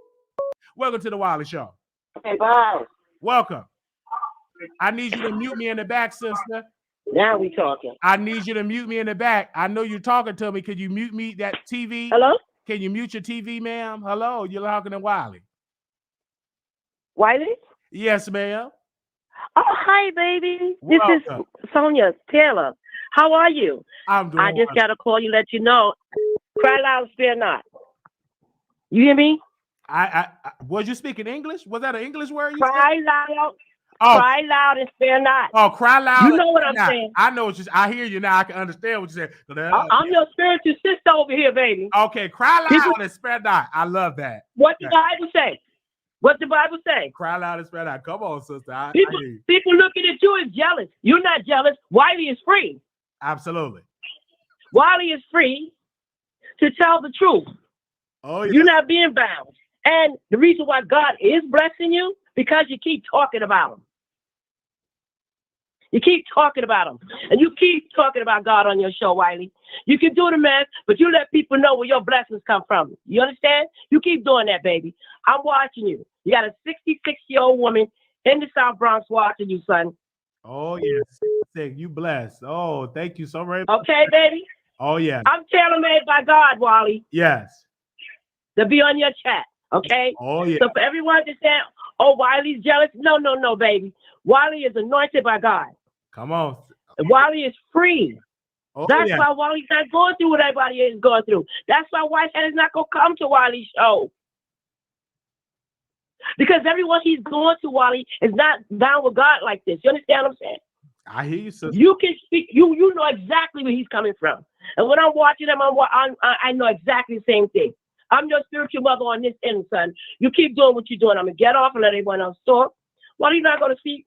You on and I wake up, you on? Yes, thank you, man. God bless you, son. God bless you. God bless you. Thank you. I'm going to get off. You keep crying loud and fear not. Thank you so very Right, much for your support. All right, baby. I love you, baby. Love you. All right. Thank you. Bye-bye. Okay. Call us to take, let me see here. I want to make sure we get everybody because I know somebody just called in. Right. Okay. Let me see. Did I call that person back? Okay, I did. Okay. Let me see. Let me try this number because there's two other callers that called in. I want to make sure we get them on the show. I think there's two more callers after this. We are live, you guys. Hello? Hey, welcome to the Wiley Show. Hey, Wiley. So listen, I'm hearing every time people try to proclaim Larry Reid's innocence, they're always bringing up the addresses and the locations. Does it even really matter where the molestation took place? Yeah. To me, that just shouldn't be one. That should not be a stickler that people get hung up on. Out of this man's entire testimony, the only thing that people are using to fight back with in Larry's so-called innocence is the address. That ain't no big deal where it took place. The point of it is it happened. He's being accused of these horrific situations and circumstances that he took part in. The location should not even matter, in my opinion. And two, why ain't Larry suing Tasha K? And not only Tasha K, why is Larry not even suing the accuser? Oh, he sued Daryl, but he sued Daryl to shut Daryl up. But he's not suing the accuser to reveal the so-called lies. That he's saying that it's all a lie. Well, sue the accuser so the lies can come out. Sue the accuser. Why are you not talking about suing anyone, but you sued Daryl Moore just to shut him up, make him pull all his videos down about these situations, but you're not suing Tasha K and you're not suing the accuser. That does not make sense to me. The main person that's accusing you of doing these horrific things, you're not trying to sue him to reveal the truth. I don't get that at all. So help me understand that. In order to understand it, A, you hiding something. B, you don't want these things to be exposed. And C, you hiding something. So that just answered that question. But thank you, ma'am. There you go. That would kill it right there. That would kill it forever. That would kill it, and that would silence this forever. Even if it came back to hunt him, all he has to do is pull up the paperwork. Cleared. Take this to court and kill it forever if it ain't true. That's what I say. That's what I had to say. Put it in court so we can open up them files. There you go. What you scared of? Kill it forever. Take it to court and kill it. Yes. Thank you. Thank you, ma'am, for so very much. Thank you so very much for that. So we can definitely open up the files and definitely read it. Give me a second here. All right. Thank you, ma'am. Okay. Any other callers that's calling in? I want to make sure that we get to all of them that's calling in. Give me a second right then and there. 646. Okay. I think we did that. Okay. Hey, welcome to the Wiley Show. Okay. Hello, welcome to the Wiley Show. Hi, Wiley. How are you this evening? Welcome. Thank you for the work. I'm doing wonderful. Thank you for asking. Thank you for the work that you're doing on the story. And I just wanted to just say this because I heard someone or a gentleman talking about receipts. It was a consensual relationship. Now, if you're somebody's pastor, right? And this is a young person, whether it's consensual or not, if you're pressing them with your influence and your power, it's corrupt. You can have someone in the workplace that they're both consenting adults, but if someone, even where it happened with the coach, I'm not going to call the name, on the Boston Celtics, if you're using your power to start inappropriate relationships, especially for someone that's under the age of 18, and you're calling yourself even now somebody pastor, the man of God, talking about who these folks couldn't date, baby, you had a cult. You ain't nothing but Kool-Aid Jim Jones is what he was doing. So it's not right. And anybody that follows that or subscribes to saying if it was consensual with these people, you're still not right. That just shows about this person's character. Where there's smoke, there is fire. And this is not this gentleman taking this opportunity after he got, prestige. It was charges made or at least filed prior to. So thank you for doing the work. Because to add to your point, Bishop Eddie Long, because they said they were groomed by their pastor. Many people need to research that Bishop Eddie Long story in that case. And he came out and said, I didn't do nothing wrong. I'm going to fight back, and went into court, and he settled with those accusers. And I'm with you, Wiley. If someone is defaming me and I'm making millions of dollars, I'm on public platforms at another level, you would allow that to continue on without at least filing a cease and desist or starting to take steps against this person in this platform that is slandering my name instead of running around here with other YouTubers instead of going to the courts? What sense does that make? With Sierra, she issued, when Future was saying stuff, she issued a cease and desist. She took it to her lawyer and she ain't say nothing. Okay? That's the way you handle it. She ain't even clap back in public. She did it in private with them attorneys. So why is he sitting up there? I'm not saying he should have to explain himself, but why? I'm like you. Bring that, take the answers. Let the court do their discovery and due process to see if the receipts is true. So thank you for doing the work. I really appreciate what you're doing and standing on principle. So we need more people like you, because in the churches, it's a lot of bad, like fruit. Not everybody is bad. I grew up Pentecostal. Not everybody was bad. But when you keep hiding mess, a lot of these people on all levels and in religion can be predators. And it sounds like he had an occult with folks living in folks' houses, telling them what to wear, when to wash, stay behind, and everything else. So that just sounds real suspect. So keep up the good work, brother. Thank you, sister. Thank you. Okay, bye. Hey, all right. We're going to take a couple of more callers here. I want to make sure we got... You're live on the Wiley Show. How you doing? Hello, you're live on the Wiley Show. All right, now you got to be ready. All right, call back in if you didn't get a chance to talk on the show.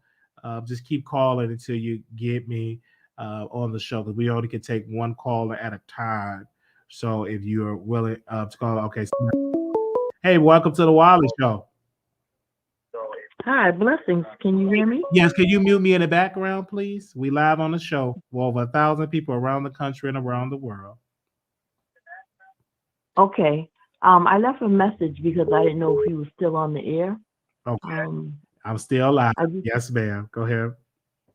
Well, I've been watching you grow over the last year, and I love your sense of humor. That's what attracted me to you. You have a great sense of humor, but now it seems like you're picking up this mantle that Larry Reid has. So since Larry Reid is falling into a funky place because of his situation, let me go fast and pray and get some of those church folks. Now, my question to you is, how much Bible do you live? Like, how many books of the Bible are there?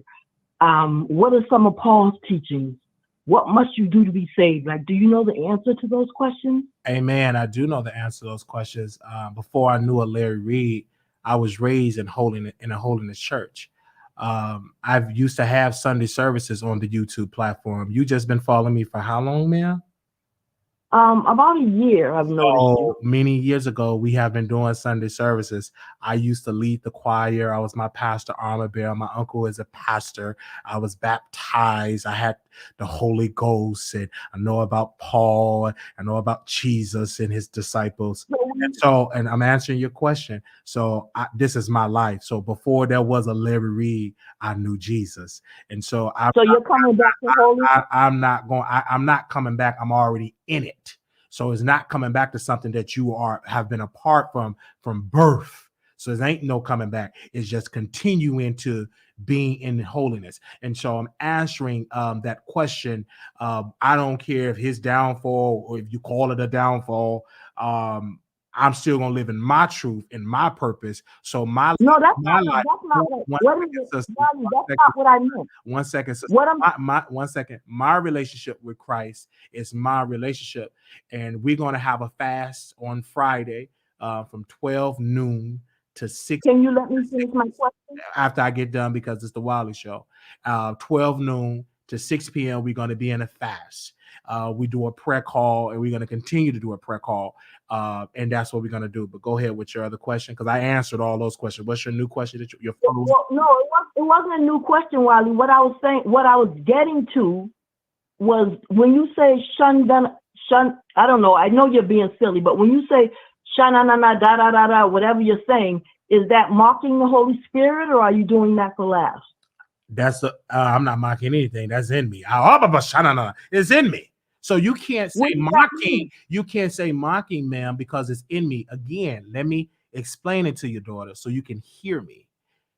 My uncle, Bishop Cartwright, I was raised under holiness preaching. So it's in me. So I cannot stop speaking in tongues. I can't stop saying glory, hallelujah, because it's in me.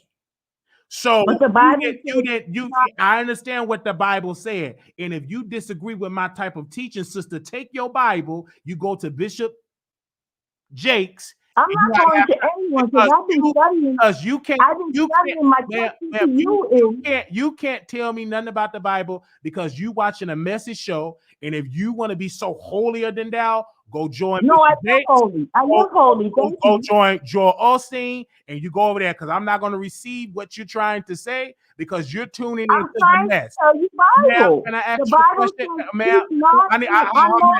ma'am? I don't need you to quote the scripture. You got to be paid to be a guest speaker. You know what I'm saying? In order to be a guest speaker over here. Let me ask you, who all do you watch on YouTube? Sir Walter Jones. There's a whole lot of Christian stations I watch. Okay, continue to watch those. What make you watch this? What make you watch? I love like I told you, I love your sense of humor, and I love the turnaround that you've done. Great. Thank you so very much. And you continue to do it and continue to get to it. I want you to become a member so you can challenge, so you can read the scripture, you could join that prayer call, and you say you saved, you got Jesus, you got the Holy Ghost. So you bring that energy over to the membership. Okay, man? You there? Oh yeah, I'm here. I just didn't want to interrupt you. I was just only thing I said it to many other people. When you speak in unknown tongue, the Bible says you are but a fool. You know, you just try to quote me and try to get me together, man. You take whatever you believe with your God and all that, but you ain't gonna come school me and all that type of stuff. Okay. You watching this the Wiley Show. That's your problem. You can't come and control me and tell me what the scripture said, trying to get me together with some scripture. And it also said in the scripture that a woman should keep silent in the church. That was in the scripture. And something like read with those scripture. Hello, welcome to the Wiley Show. Wiley. You ain't gonna read me with those scriptures because it also said in that scripture that a woman should keep silence in the church. You ain't there trying to school me and you can rebuke. I ain't listening to nothing you try to teach. You go over there to the other Christian preachers and you try to get together and they go rebuke you. Not her trying to check you on your own show. You can't check me on my own. Go to Bishop Jakes and try to school him and watch him or rebuke you out of that church. And they're gonna kick you up out of it, especially if you ain't giving no tithing. Okay, well, I go off, but here I want to talk about Larry Reid because he's been acting very foolish. I don't understand why he's trying to team up with Storm and Armand. And answer me this in the chat. Answer me this. Has Storm and Armand ever have covered the church sector before? Have they done content on the church sector? They never have done comment on the church sector, no. So why involve them? This is my problem with Larry, and this is what I'm expecting from this interview. It's going to be a Tasha K bash session. They're going to say a whole lot of nothing on the case on what Devontae, whatever, and then it's just going to be a bash session. That's the reason why he's going with Storm and Armand, because they have bias against Tasha K. They're going to do everything in their power to discredit Tasha K and that interview. And it's like, Larry, what are you doing, bro? Like, just sue the man. If you're so innocent, then go ahead with the lawsuit. This is my problem. You allowed that speculation. You could have controlled this entire narrative from the beginning if you would just continue with that lawsuit, but you didn't, and you can't be mad that people are coming up with their own conclusions. It's just giving guilty, and that's what it is. And that's all I got to say, why. Thank you. Thank you so very much for calling in. Yeah, what that brother said. You had a chance to get a control of the narrative, and now you on the defense. Tasha's on the offense. She's on message, and now you on the defense. So now you got to drag Tasha, but that ain't going to do nothing, brother. We'll send more people to TashaKLive.com. Hey, welcome to the Wiley Show. Hey, Wiley, can you hear me? Yes, I can. Yes, ma'am. Oh, I loved it. Okay, first things first, I love that you got that lady together. Perfect, amazing. The Bible says a lot of things. People don't always follow all the scripture. Secondly, I want to talk about Jaguar Wright. So you are correct. The nurses giving Jaguar the phone so she can talk to Tokyo Tony is it's against the policy of the hospital, especially on the psych ward. I do know that. And so I'm just like, y'all willing to risk y'all. It's not against the policy because you as a patient, because you have patient rights. So we have a right to call our family member, whomever. So they can't forbid us to call our people. So if you're not restricted, like restrained, if you're out there in the area, you have a right to call whomever you want to call. So they can't restrict her because Jaguar Wright still have, in this country, we still have patient rights. And so she can still call whomever. I think the problem that people is upset about is that it was been exploited on YouTube. And then you had other patients that was on there. And I don't think they knew that Tokyo Tony was live streaming. Yeah, live streaming, because it could be some a breach of the hospital of get them in trouble with the HIPAA that people are calling. No, that's what I was talking about. Oh, you had to I apologize. But go ahead.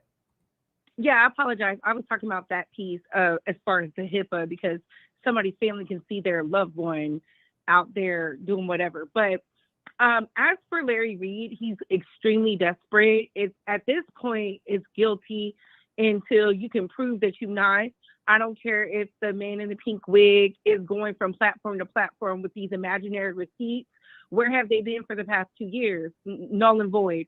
They could have created that. We already know he deals with scammers. I apologize. I don't know if you can say that on your platform. But going to Storm and then Armand, it's just ridiculous. And I agree with you 100%. I'm going to just drop down. It's giving guilty. Larry, we're going to call SVU on you, baby, because, and that's all I have. Thank you so very much. Okay.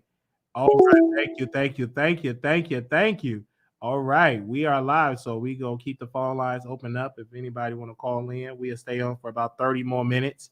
But definitely stay on for 30 more minutes. Yeah, I had to exclude you because when you're in the hospital, you still have rights. All right. Hey, welcome to the Wiley Show. Hello. Hey, Wiley. Yes, welcome to the Wiley Show. Yes. I just did ask the question. How is the statute of limitation passed on this particular? No, in North Carolina, because of this type of crime, no. And of course, we got Mr. Ponder here. He can answer that. But what I read, the statute of limitation is no. There's no statute of limitation on that, and where this alleged crime have taken place. A police report was filed. We have not reached out to the police department yet because we have been so caught up into reading these complaints, and I can get an official answer for them with this type of crime, and I will update you probably tomorrow for that as well. Okay. I was just curious because I had heard that the statute of limitation was up on. No, not in that area where in this jurisdiction where it happened at. There in that state is no statute of limitation. And that's South Carolina? I believe that's North Carolina, ma'am. North Carolina.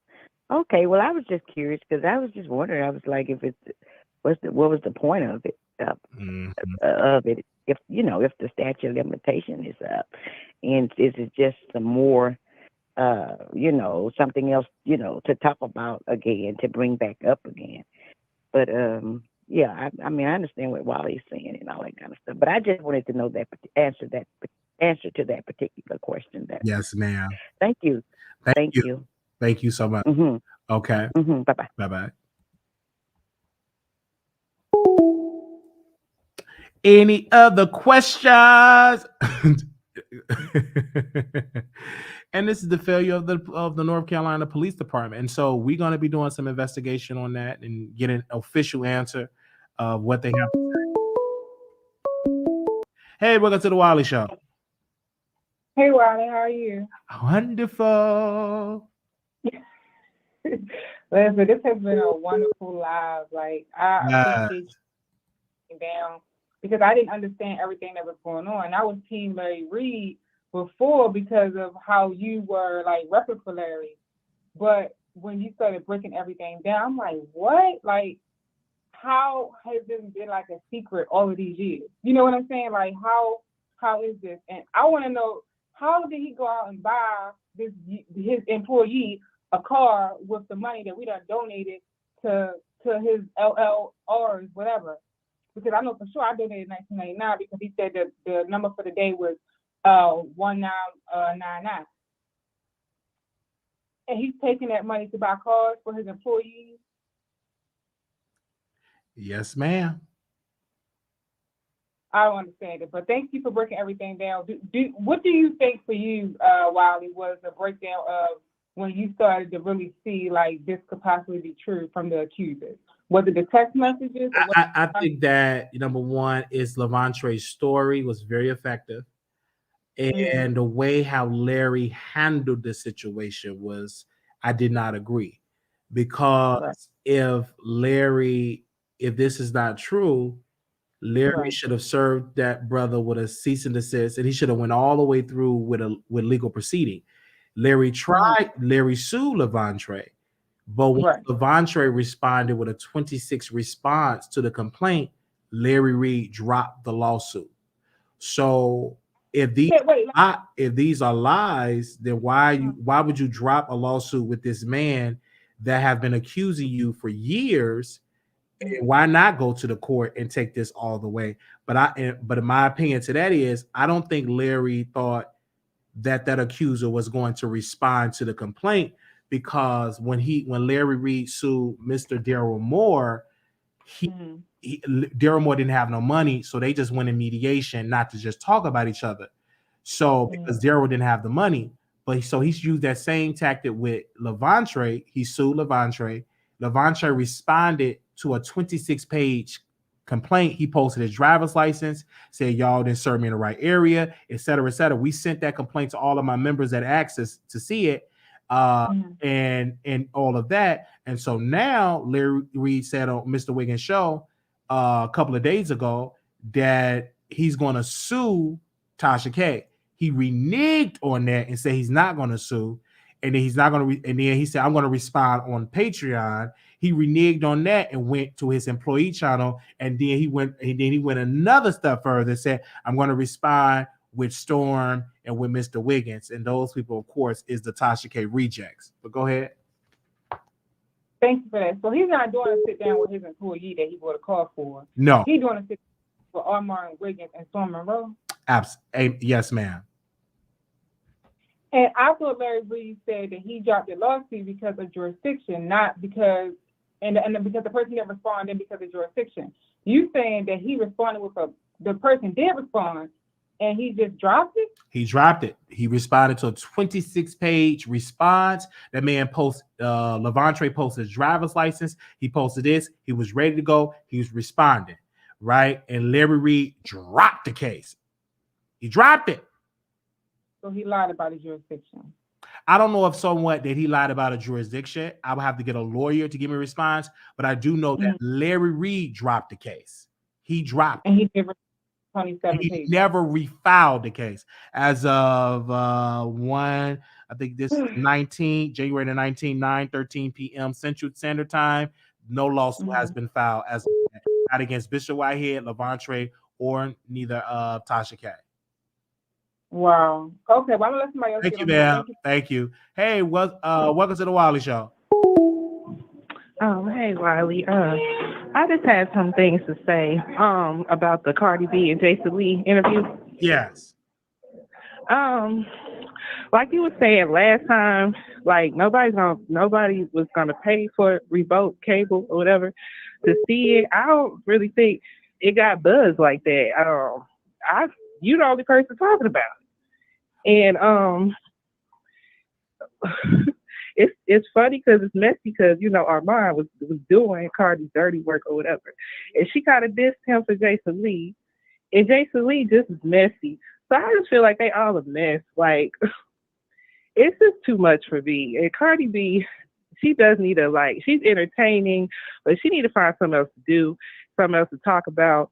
If she don't want to rap no more, she need to, I don't know, be in a circus or something. I don't know, do something creative because she's a crybaby. And that's all I heard. Even when I saw clips, it was just her, and it's wrong of Tasha K to do that, but it's she dragging it. She dragging it. And nobody feels sorry for her because it's you talk about people too. Everybody talk about everybody. And it's not fair to be well, they picked on me more. And, I feel like I should be supported more. And it's just girl, why? Because you light skinned? That's what she gives me, the vibe she gives me is because I'm a light skinned vibe. And, yeah, I feel like that. That's why she went to Jason Lee too. It's just a light skinned thing. I don't know. But that's how she's be coming off like a culture vulture, just like Jason Lee. So,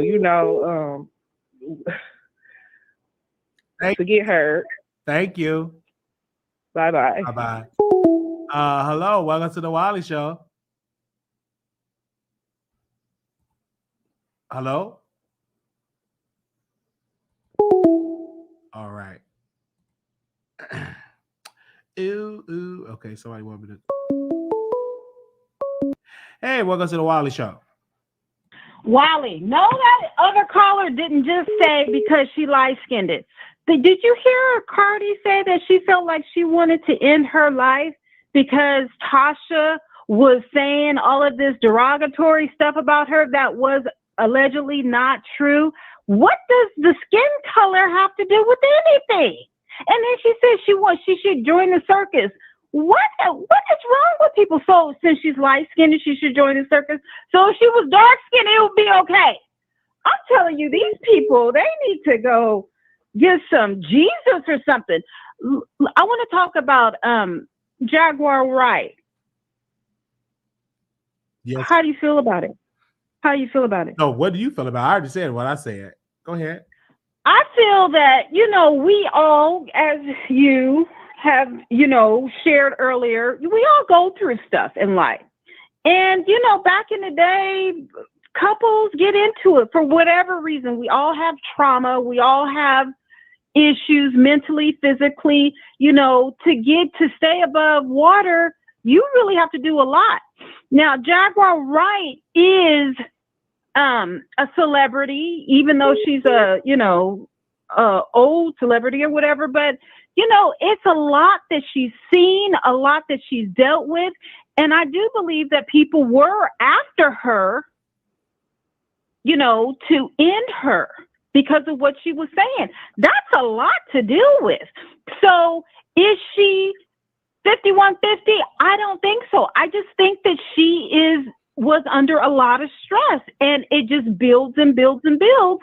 And, with the husband, with the little boy the little cold little boy that she was dealing with or whatever, I just think it was just too much, because she was just on social media like every day, like multiple times a day, that she was just doing too much.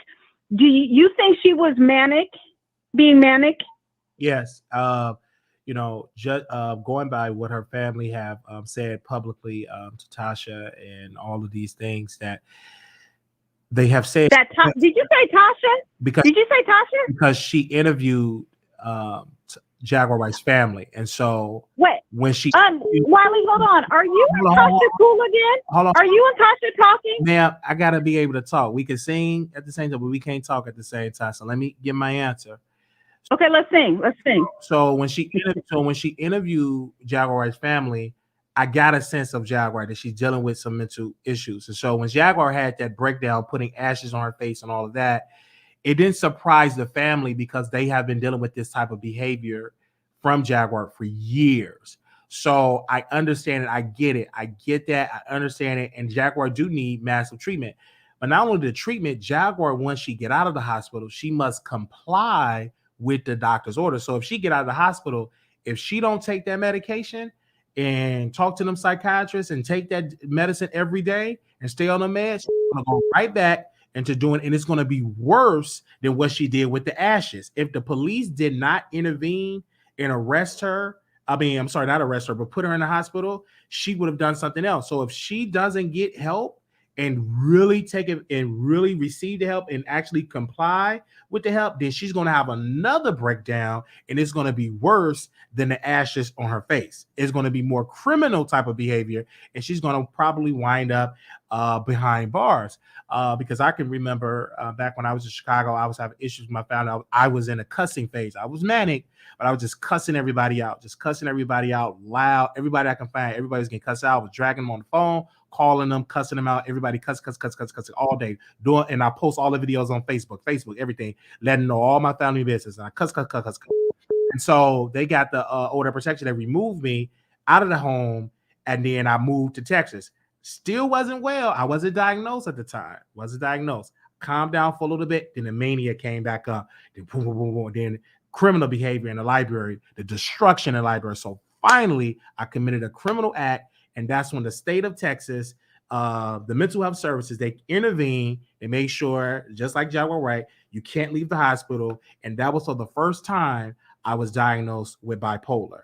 And I got diagnosed. I had got released out of the hospital 2 months later. I got out of the hospital after those 2 months. Didn't comply with the medication, ended right back in the hospital. Had other issues, mania, thoughts, all type of stuff. And then one day I kept going, and it happened on the second or third day. It took me a couple of times to really comply with what the doctors are telling me. I do good in the hospital, but when I get out, I wouldn't want to take my meds or see my psychiatrist. And then boom, one particular day I got out. And ever since then, I go to my doctor's appointment, and go take the medicine and all that. Just like I went to the doctor a couple of weeks ago. She said, "Oh, Wiley, you're overweight. You need to lose weight. That's not healthy." Then it finally clicked with me. And then now I've been walking every day, eating right every day. And then now when I go back, and you're going to see the weight loss. So what I'm saying for Jaguar, when the doctors give you instructions, Jaguar might need to listen to those instructions, because that is what to help her. If she don't do it, if she continues, she will continue to deal with these situations, and everybody will be able to see it, because in her mind, she's going to always live stream. She's always going to be on social media. So we're going to see this. To the average person, you don't understand what Jaguar we're going through. I understand what Jaguar is going through, because I personally experienced the same thing that she's dealing with. Maybe not the same disorder, because many people say she's schizophrenic. I'm not a psychiatrist, but I can tell that she is going through mentally. And so that's why I can speak to her in love, and I don't judge her, because I went through that as well. And my situation was on the news the same way she was on the news and locked up on the news. I was on the news too. You can Google my name on the news, the library situation. No, I used to see you in the beef sector when you used to walk to work. I understand that. I was in the news. I was in my 20s when I had my mania, when I had that major breakdown. I was in my 20s. I'm 32 now. But you don't see me in libraries tearing up stuff. Why? It's because I'm complying with the doctors. I'm taking the medicine, not only taking the medicine, but sleeping, eating right, and all of that. And so that's what Jaguar must comply with the doctors, and she would be better. She would be able to manage what she have. And that's why. Wiley, what triggered you? What triggered you? What were some of the things that triggered you? I can't really get into that, because this is a topic about justice for Levantre. We have to talk about that another day. Thank you, ma'am. Okay. All right, we'll talk about that a whole nother day, because that's like a whole nother show. Because we talk about that so over and over and over and over. We'll talk about that right now. We talk about Dr. Larry Reid, and we're talking about how justice for Levantre. Okay, welcome to the Wiley Show. Hey, Wiley. Hey, I have one question. So, do you think? I heard you telling King George that he should denounce Larry Reid. So do you think that if it's found that Larry Reid has done these things that he's being accused of, do you think Bishop Jordan should publicly denounce him as well? Absolutely, Bishop Bernard Jordan. Why would you stand with somebody that's been accused and if he's found like guilty in a court of law, of course? I think Bishop Bernard Jordan should sit Larry Reid down and say, "Son, let's pray about this. Let's go to a fast. I don't think you need to do interviews."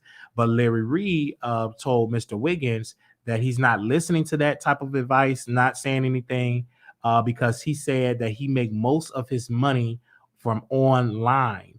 And he said, if a lawsuit going to take years, but yet you still feeding the beast by going to Tasha K rejects channels. So you think these rumors going to simmer down? It's going to get worse, because if they drag Tasha K, then Tasha K, she's going to go another 100. So if you wanted to dilute these allegations, then you need to go a different type of way. Maybe bring Yolanda Adams, do a record with Yolanda, bring her on the show or something like that. I don't know. But going on Armand and Storm channel, that's not going to stop Tasha K to do what she's doing, because her message, she got Levantre, she got Levantre's mother, she got Levantre's wife. And who do you have? Tasha K rejects. It's hard to compete with that. It's hard to compete with that, because not only do you got Levantre, but you got Levantre's wife. You got Levantre's mother. And so that's very effective.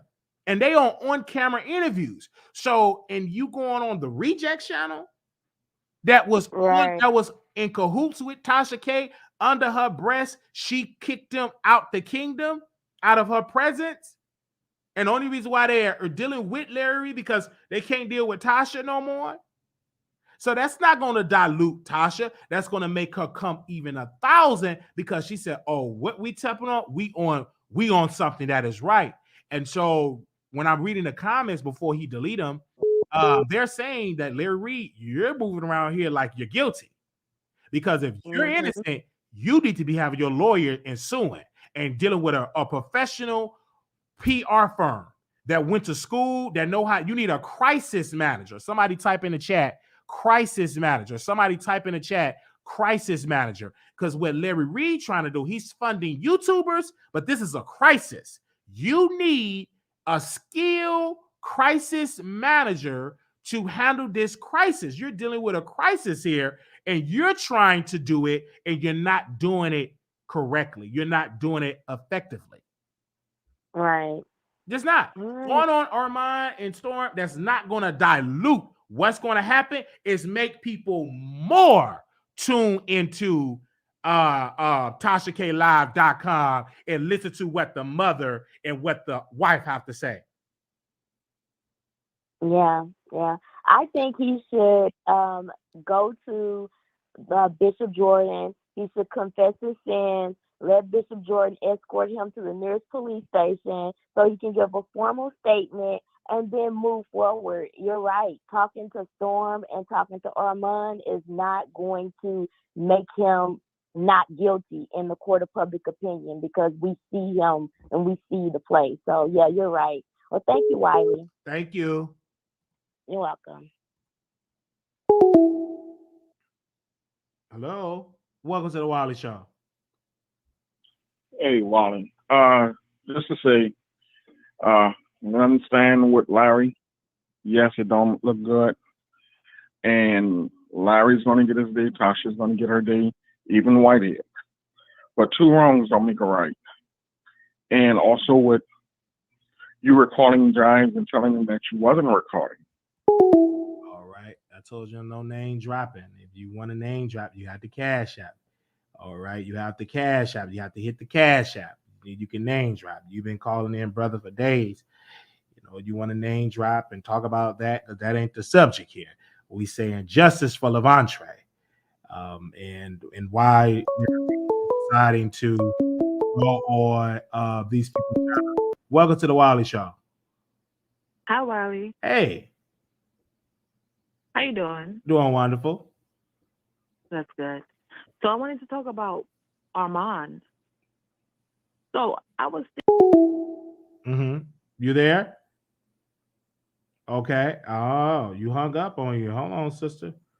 You wanted to say something against Armand. Hold on. You hung up. I'm sorry. Oh, wow. You have to call back in.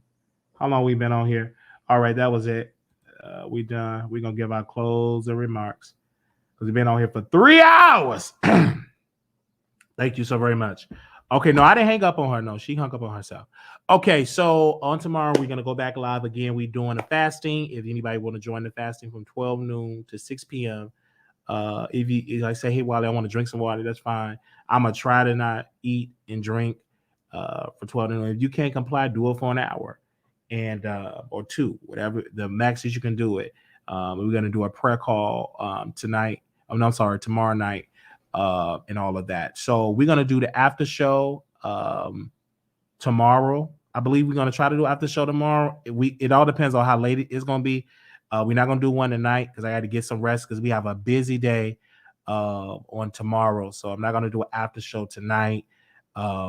We will resume all of that in the upcoming days, but maybe tomorrow we could do like a pre-show and everything like that. So we're going to do a fast. If you want to join us, a fast from noon to 6 p.m., no eating or drinking. Or if you want to drink some water, that is fine. And if you want to say, hey, you want to eat, because I was raised when we were fasting, when I was raised in the church that I was, we didn't eat or drink. We had what they call was a shut-in. So we would go in church and we would stay in a church for Friday, Saturday, and Sunday. We would leave Sunday morning, go take a shower, and come back that Sunday night. That Sunday afternoon for church, and we won't eat or drink for those days. And so that's why I'm used to it. And so you say, hey, I just want to drink water. You weren't raised in it, that's fine, drink water. And that's definitely what you want to do. But we thank everybody for calling in. Thank you to Mr. Ponder. I do want to read these super chats that we got and that we didn't get a chance. Yes, we will be reviewing the interview. Absolutely. We will be reviewing the interview. Passionate Bliss said fake receipts will be exposed in court and cannot be debunked online. Hence the drop the lawsuit, YouTube collaborations instead. That's what Passionate Bliss said. Also, we have somebody else. Was that Amanda MBS?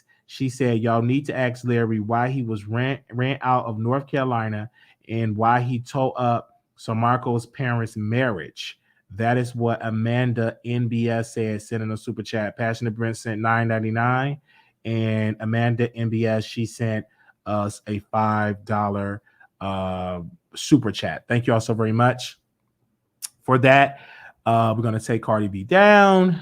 Church announcements. We'll be in Vegas October 6th through the 9th. Thank you. 2023. This will be our meet and greet we're going to be doing. If anybody is in there, you want to meet us and you want to have a good time, we will be in Vegas. This is our second meet and greet. Last year was a success, and I believe this year going to be even further success. I believe over maybe 15 to 16 people signed up that said they want to attend. We sent them the information, like the hotels and stuff, for those that are traveling from out of town. And we give y'all a lot of notice because we understand bills, and we wanted to make sure we make this announcement before taxes. So for those who get the refunds that will want to book the rooms, we want to make sure we make that announcement right before you get your taxes.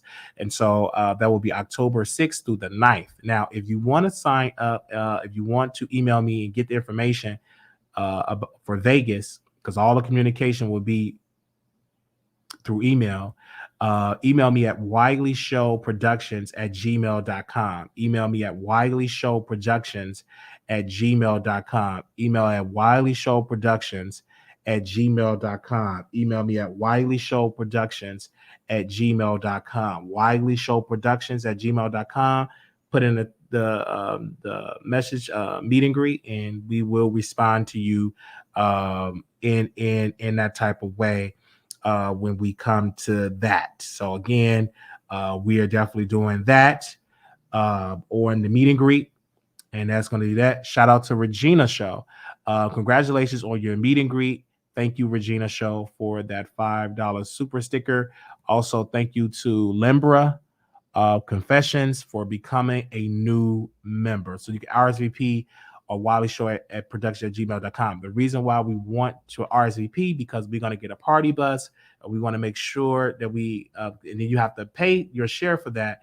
And we want to make sure we get the right party bus and we get the right amount for we can split it between us evenly, so we can make sure we get that. And then we're looking into getting going to a concert as well. So we're looking to see which artists are performing. So that's what we're communicating on an email, so you can know all of this. Last year we went to go see Usher, and it was absolutely fun. So we don't know who we're going to see this year. So we will keep you all the way updated on wileyshowproductions@gmail.com. So you can email us if you want to attend Las Vegas meet and greet, and we will definitely be there on October. Let me make sure. Let me take this banner down so you all can see that on October 6th through the 9th, 2023. All right. We're definitely doing that. Thank y'all so very much. I also want to thank you to my staff for making that flyer for that way. Thank you for that. Thank you, brother, for making that for us. You know who you are. We will be reviewing the interview with Tasha K. Rejects on tomorrow night. So we ask that you add to the text list, because we have a text list. Text Wiley to 888-534-4939. Text Wiley, put in the text box Wiley, WILEY, to 888-534-4939, and you can be notified when we go live. All right. If you want to contribute to our show, we have a Cash App, $ Marquise Wiley 28, $ Marquise Wiley 28. If you want to contribute to that, shout out to a couple of y'all send in money orders. Some of y'all send in money orders, so we thank you. Y'all send it to the PO box, so you can write it out to Marquise Wiley, and you can send it to the PO box 701122, Dallas, Texas 75370. PO box 701122, Dallas, Texas 75370. So if you're sending a check or a money order, you can send it over to the PO box 701122, Dallas, Texas 75370. Okay. Also, we have a Twitter. You can tweet us. We do have a hashtag, Justice for Levantre. We definitely have that actually on Twitter. If you want to join that and tweet us, on Twitter. We do. We're actively on Twitter. We got 3,282 followers on Twitter. So if you want to follow us on Twitter, you can. We have a hashtag that started, Justice for Levontre Andrews, and that have definitely started. So if you want to join the conversation, you can definitely join the conversation over there on Twitter. Thank you so very much. Make sure you subscribe and like the video. Little black boy, you're beautiful. Little black girl, you're enough. When things get hard, put God first. Thank y'all so very much. Y'all have a wonderful and blessed day. Until next time, blessings to all of you, and see y'all in the next show. Peace.